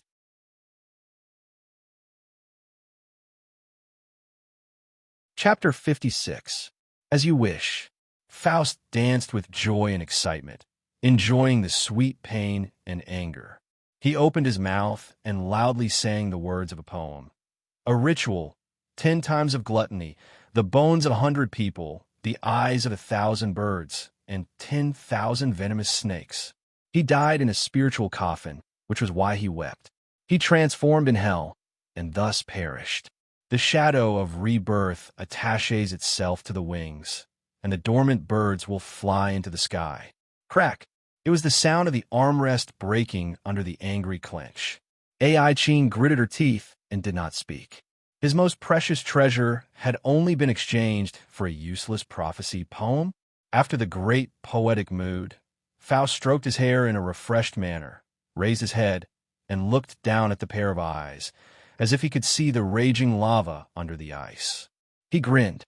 "You have one last question left." Ai Ching did not speak. Faust waited calmly, until she finally calmed down and asked her last question. "Will someone lose their life because of this in the Astronomy Society?" Faust raised his eyebrows. He leaned forward with his crutches, leaned closer, and carefully looked at Ai Ching's face, admiring her calm expression. He watched quietly until he saw the desire for an answer in her eyes. Only then did he reveal an evil smile. "Do you want to know?" He chuckled and stared at her with wide eyes. "Do you want to know? Do you really, really want to know?" Ai Ching did not speak. "You should have a better question. What made you weak, little girl?" Faust admired her face in amazement and said proudly, "I know who you want to ask, so there's no need to beat around the bush. I can tell you the answer. But," he paused and said the price that was almost a joke, "I want your tears." "Can't do it." In the silence, Ai Ching looked at him coldly. "I don't have that kind of thing." "Then you are destined to not get an answer." "Ha ha ha ha." Faust laughed heartily, as if the devil who had peeped into a person's heart was mocking his master. "Why do you still care about people other than yourself, little girl? Don't you hate everything? You hate the ascended, you hate the powerless, you hate the strong, and you hate the weak. You hate those who have happiness, but those who have lost everything do not earn your pity. Is it really necessary for you to hate me? Forget it." He grinned maliciously, tearing open the last scar. "Isn't the one you hate the most yourself?" Ai Ching didn't say anything. It was as if he didn't hear anything. "You will suffer for eternity, never to be free." Faust grinned, his forked tongue stirring the venomous saliva in his mouth. "Nobody can save you, little girl. Your heart has long been left in hell, in a lonely place where even demons can't survive. You will suffer eternally, just as you will be forever alone. If it's just loneliness and pain, is it something to be afraid of?" Ai Ching finally raised her eyes and said softly, "Since you are happy enough, it's my turn next." At that moment, Faust's eyes widened. He bent down. He stared at his abdomen in astonishment at the dagger that had gone into the hilt. The dagger was pulled out. A bright holy light emerged from the spine of the dagger, evaporating the drops of black blood with a sizzling sound. This was the farewell gift she had prepared with great care. Bang! His body shook and collapsed again, little by little turning into an ink-stained mosquito, and was pulled back into the violently flipping book. "Go back to your hell, Faust." Ai Ching looked at him indifferently. "Enjoy the eternal life and omniscience that even your slaves would pity." "No, I will look forward to, in pain." The demon cast a mocking glance at the mortal world. "The next time you and I meet, the price you will pay." The figure disappeared. The armored man's hand that held the sword clenched and relaxed. In the end, he did not do anything. Although she was suspected of damaging relics at the border, Ai Ching did not break any rules. Therefore, the pages of the book closed and the shackles came again. His sealed eyes seemed to look at Ai Ching. After a long time, he retracted his gaze, turned into a phantom, and left. In the silence, the study returned to silence. After a long time, suddenly, a phone rang. The caller ID showed unknown. The phone rang persistently, as if waiting for her response until she reached out and pressed the answer button. "Who is this?" "Xiao Qing? It's me, Chi-Wan. Do you still remember third, Uncle Chi?" Warm laughter came from the phone, and a slightly old voice said, Sorry, I suddenly called. Did I disturb you? When I heard from the old master that you were in Exine High, I was shocked. Why didn't you come to my place after such a long time?" The old man on the phone sighed. "Coincidentally, your cousin just came back from America. You young people must have a lot in common. You should interact more." How about I ask him to pick you up tomorrow, and you can come to my place for a meal? AI Ching listened silently. She suppressed the unhappiness and gloominess in her heart. She had enough of this old man, who took advantage of his seniority. Mr. Chi, there is no need for a meal. I have been busy with work recently. We are family. There is no need to be so distant. Are you still angry at your family? Blood is thicker than water. There is no hatred that cannot be resolved. Third, Uncle Chi sighed with melancholy. If you are really angry, I will apologize to you, okay? The old master will be celebrating his 100th birthday in a few months. Don't be angry with him anymore. Every time there is a festival, the old master will ask if Xiao Qing is back. Is Xiao Qing back? He calls you, but you always don't pick up. No matter how important work is it more important than family? Moreover, didn't the old master do it for your own good back then? Look, in the end, your father still succeeded in ascending. Even you're showing signs of awakening your source substance. Crack. A crack appeared on the pen in AI Ching's hand. In the silence, AI Ching lowered her eyes. She could no longer hide the gloominess and anger that seeped into her bones. She let the person on the other end of the phone chatter on for a long time until he shut up. Mr. Chi, let's end the boring conversation here. I still have work to do, so let's end it here. She said, finally, please remember that my name is AI Ching. AI as in mugwort leaves, Ching as in sky. Since you think that way, I have nothing else to say. In the silence, Chiwen did not say anything else. He only sighed. The old master often tells us something. Children who do not come home will suffer outside. The dial tone came. The phone was hung up. AI Ching calmly put down the phone with an expressionless face. If good news was like a dove that never arrived, then bad news was like a crow that always came in groups and then kept leaving behind stinking feces, leaving behind a disgusting mess. They would erupt in one place, at the time you least expected, in the place you least expected. Now, not only was there a problem with the work of the returned people and the vicious fable left behind by Faust, but the pressure from her family was also blocking her at the most inappropriate time. Even though this pressure had long been within her expectations, she had long been aware of how precious she was as a puppet. Whether it was from her family's standpoint or her personal judgment, she would not allow herself to drift away from the Yin family. After declining for nearly 100 years, the current Yin family had finally recovered with great difficulty, but it was already far away from its original prominent position. If they wanted to recover their former glory, who knew how long it would take? Compared to the long-established aristocrats abroad, a few decades could be said to be short. There were many examples of them returning to the peak of power after enduring humiliation for more than 100 years. Of course, there were even more corpses that did not survive. This was a long gamble where everything was at stake. Every bargaining chip was crucial.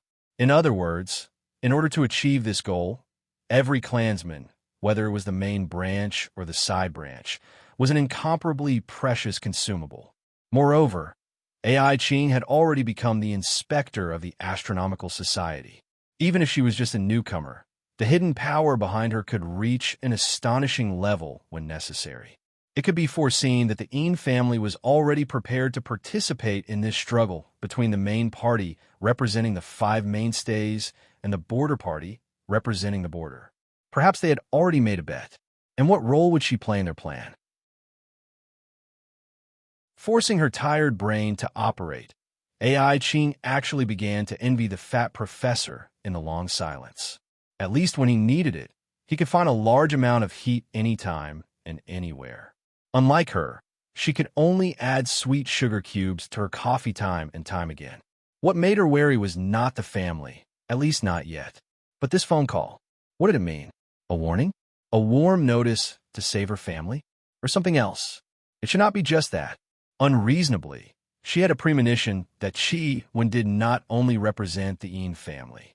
Even if the Yin family had given him a lot of support over the years, if one thought about it with their feet, how could Chi-Wen, that old ghost who held a lot of potential power in his hands, be so obedient as to flatter the Yin family over such a matter? Was his goal really that simple? No matter how sincere his words were, she still felt a hint of something else from Chi-Won, as if he was hiding something. Even those seemingly sincere persuasions seemed to be probing for something. Even if she had never had any contact with them, she knew how much power the Chi family had in this gradually declining small city. It was almost like the Hawaii family back then. On the surface, the Chi family had been focused on shipping and logistics all these years, but in the dark, there was probably a lot of smuggling. But was this kind of thing rare? It could be said that it was commonplace. It was like living off the mountain and drinking water. With so many coastal routes, if they did not smuggle, would they still be human? This kind of thing could not be stopped. With Chi-Wen's shrewdness, he would definitely not go personally and leave any evidence behind. So, what exactly was he testing? What did he want from her? A censor who was almost like a decoration. She pondered silently. After a long time, she let out a long breath. It seemed that no matter what, she had to investigate all the hidden dangers at once. In addition, the necessary precautions had to be put on the agenda. After pondering for a while, she picked up the phone. Hello, City Library Archives Management Room. Who is this? Professor? AI Ching asked. Other than the investigation of the Savior Society, help me find out all the movements of the Chi family in the past few years. Hurry up. There is the sound of writing on the other end of the phone. Soon, a low voice answered. Okay, I've already recorded it. The price is still the same as before. For urgent orders, it will be 30% higher. Is that okay? Up to you. I only want results. One day, the professor answered. Then the phone call ended. AI Ching put down the phone expressionlessly, but the uneasiness in her heart grew stronger. After a long time, she closed her eyes and sighed tiredly.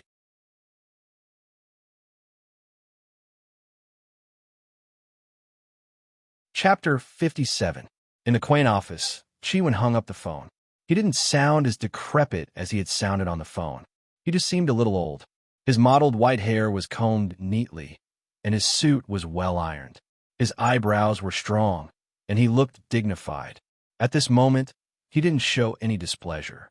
He just rubbed the space between his eyebrows with a slightly complicated expression.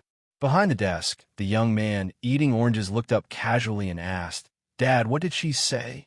Chi-Wen's expression was calm. She's still young and doesn't know much. She'll know how good the family is in the future. Then she doesn't know how to appreciate kindness? The young man sneered. The father is a good-for-nothing, and the daughter is a cripple. Did she really think that she could become a supervisor on her own? If you ask me, Dad, you don't have to waste your feelings on a good-for-nothing who will marry into the family sooner or later.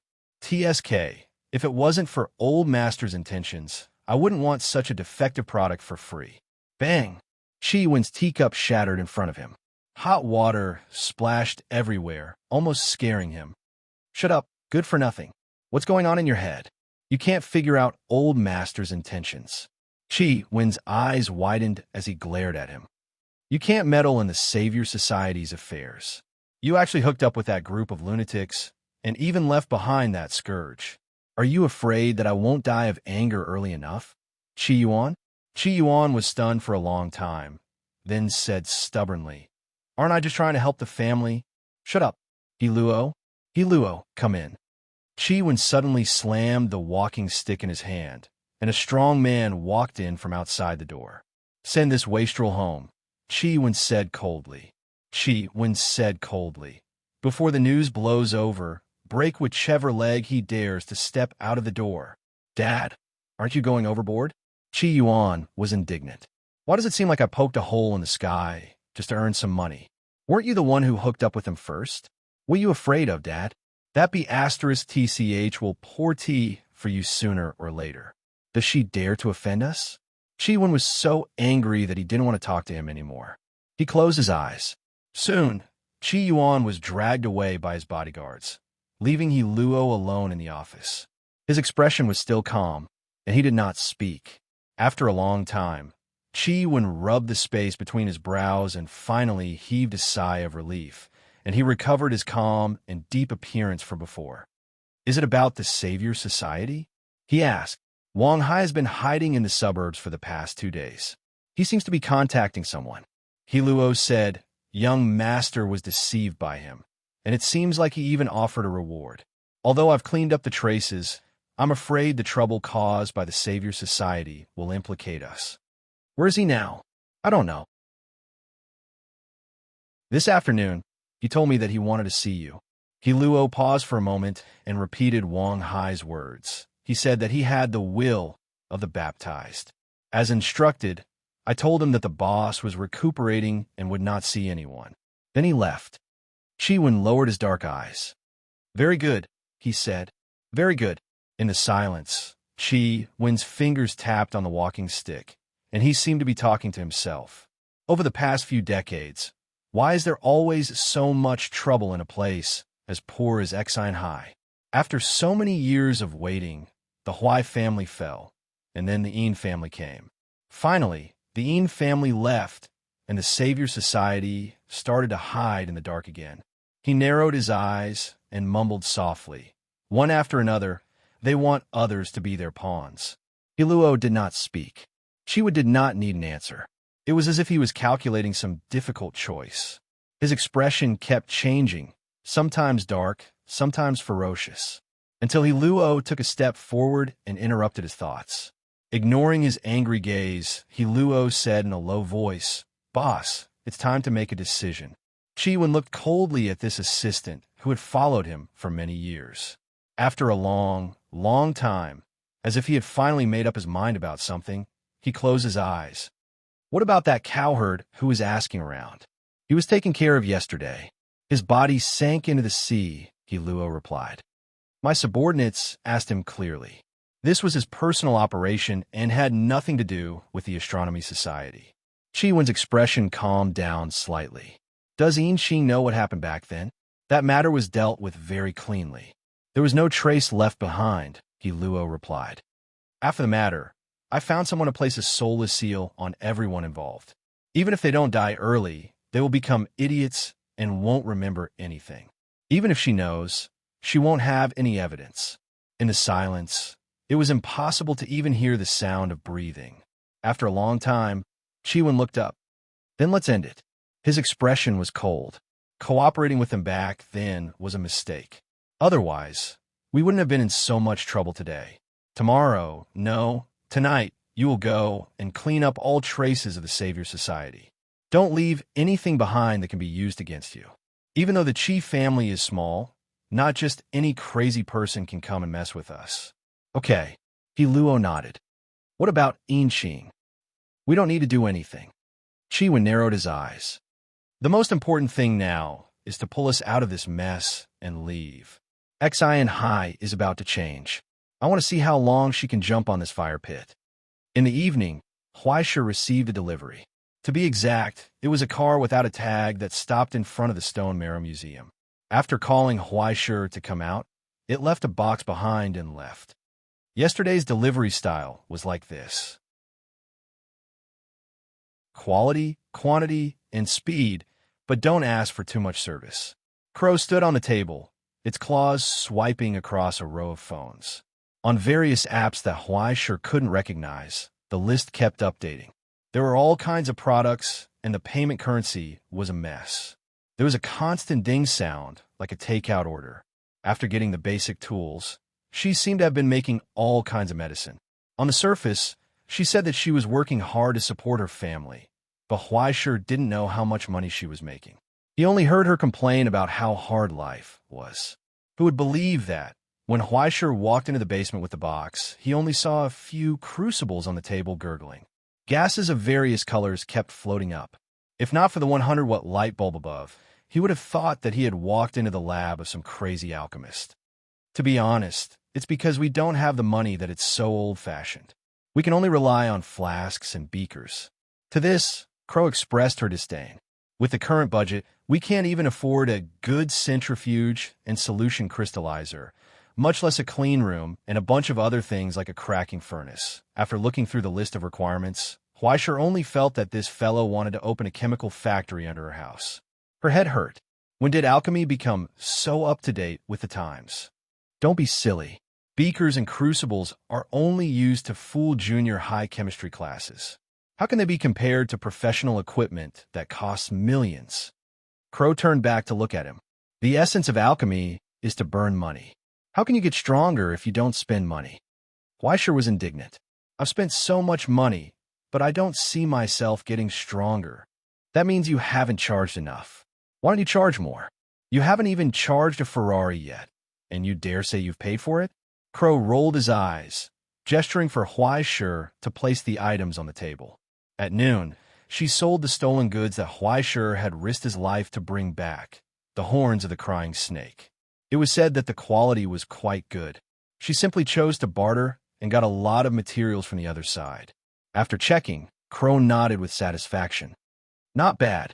In this case, you can gather the materials for the next potion and the main material for the stigmata. That's it. Huaisha lowered his head and looked at the various things sealed in bottles in the box.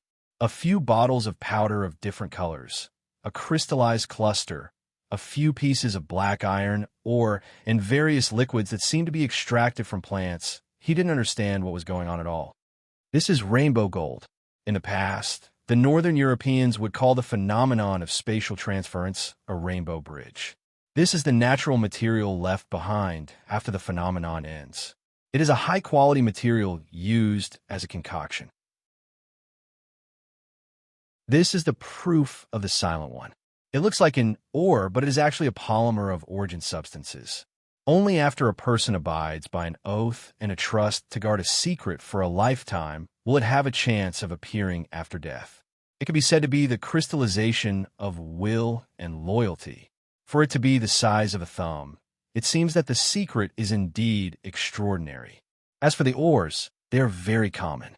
Some of the shadow, iron, and frost silver from the border are the cheapest.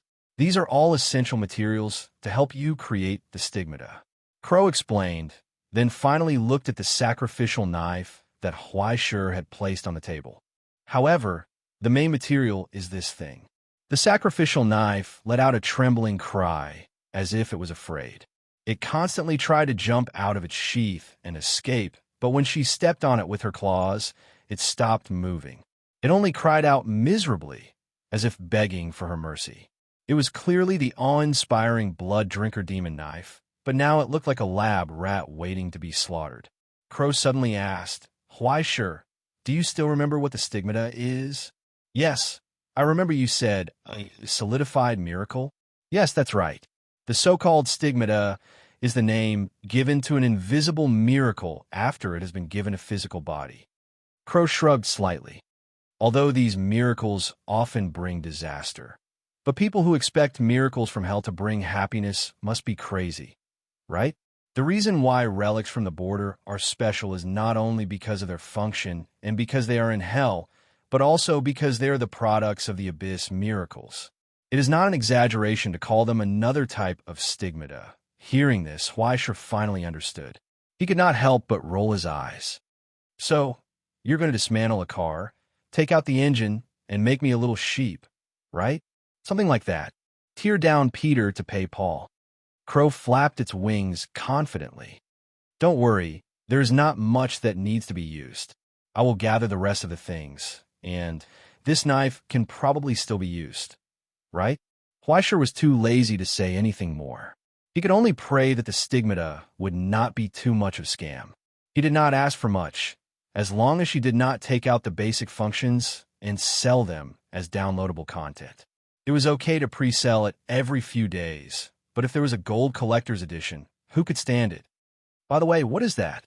Huaisha pointed to the water basin in the corner where a strange map appeared.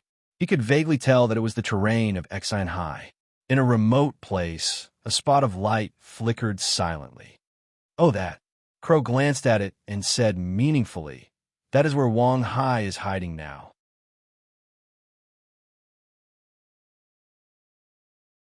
Chapter 58. At first, he was at a loss, then stunned, and then shocked. What the hell? Huaisha jumped up in fright and leaned over to look at the bird's-eye view in the basin, distinguishing the appearance of a decadent factory in the suburbs. Unbelievable. Wang Hai is here. Yes. Crow asked. It's just a watermarking method that marks and traces through the branching ink. Is there anything incredible about it? Huaisha's eyes widened. Why didn't you say so earlier? But you didn't ask. Crow looked at him with a puzzled expression, full of innocence. Fleischer couldn't help but want to pick up this damn bird and crush it to death. You're clearly a traitor. He slammed the table angrily. Look at you. You eat my rice, live in my house, steal my electricity, and use my network. I won't argue with you about this, but you clearly know that this grandson wants to kill me. Why did you hide it from me? Oh, Crow looked at him curiously. If I told you earlier, what would you do? Nonsense. Of course I would call someone to deal with him. The Astronomy Society? Or the Special Affairs Division? Or both? Crow laughed strangely. But how do you want to explain that they are hiding in that place? Fleischer opened his mouth to speak, but was interrupted. No. I'm not talking about the method you use to find his hiding place. Crow paused and glanced at the reflection in the water. But how do you explain why the property that once belonged to your family became the nest of the purified people? What the hell? Fleischer's eyes widened and looked at the basin in astonishment. You said this place, this thing, belongs to my family? You've really forgotten all about it. Crow looked at him with pity. Why do I, an outsider, know more than you? No, it should be said that this is something that can be understood by a little investigation of the property rights. Yes, she said, the place where Wang Hai is currently hiding is one of the Huai clan's cargo transfer warehouses. In other words, the place that belonged to your family more than 10 years ago has now become a fasting circle for the pure people to raise border mutants. Following his words, countless old papers flew through the air and landed in front of Fleischer, forming a neat stack. I can understand your confusion and bewilderment, but this is indeed the conclusion drawn from the old files in your home. Fleischer silently flipped through the papers, page by page. These were indeed the things that had been piled up in his family storeroom. They were dusty, covered in mold, and discarded in some inconspicuous corner.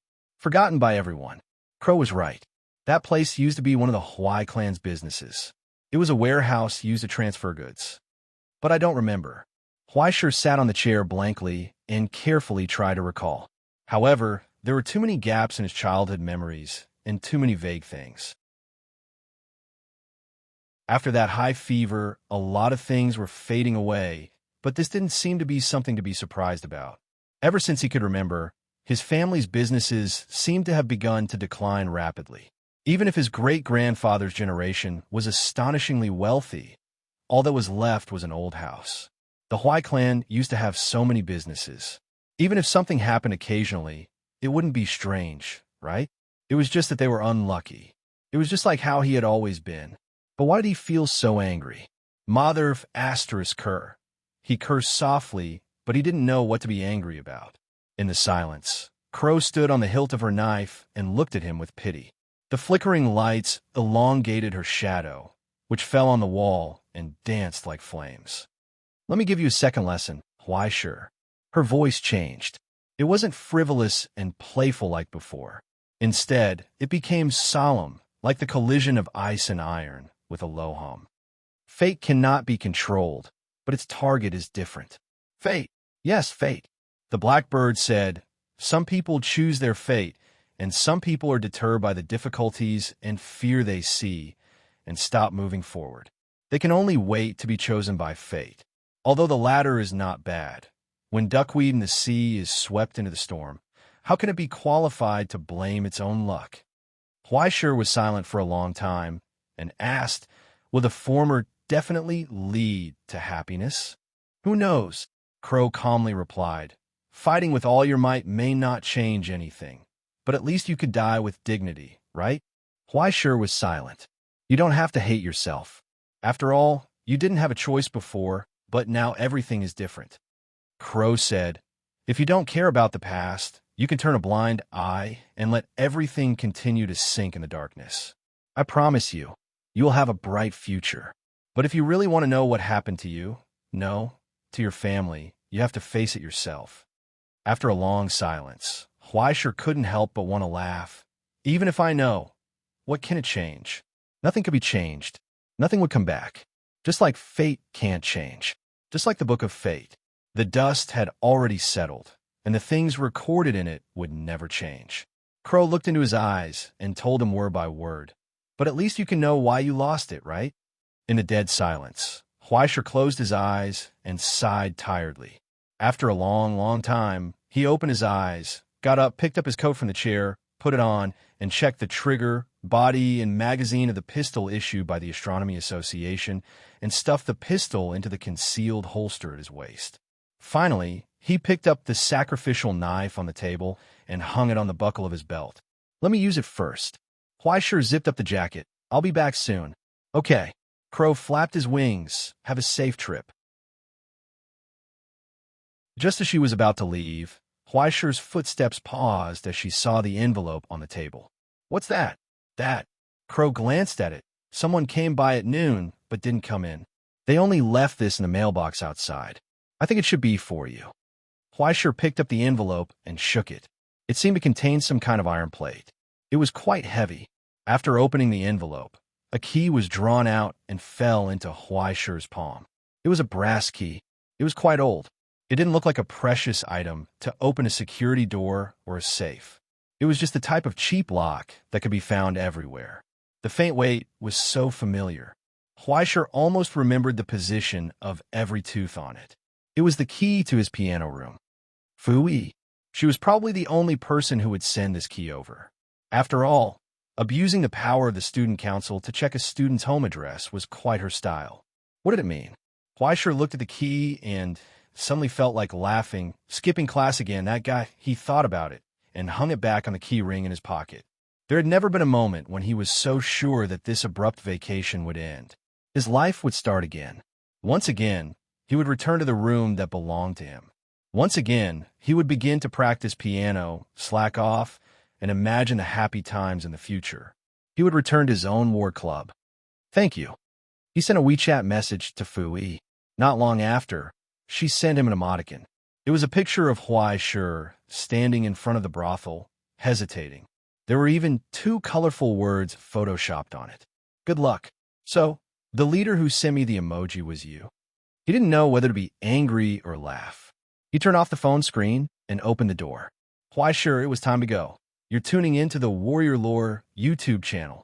Don't forget to subscribe and join us on this journey to catch the most captivating stories.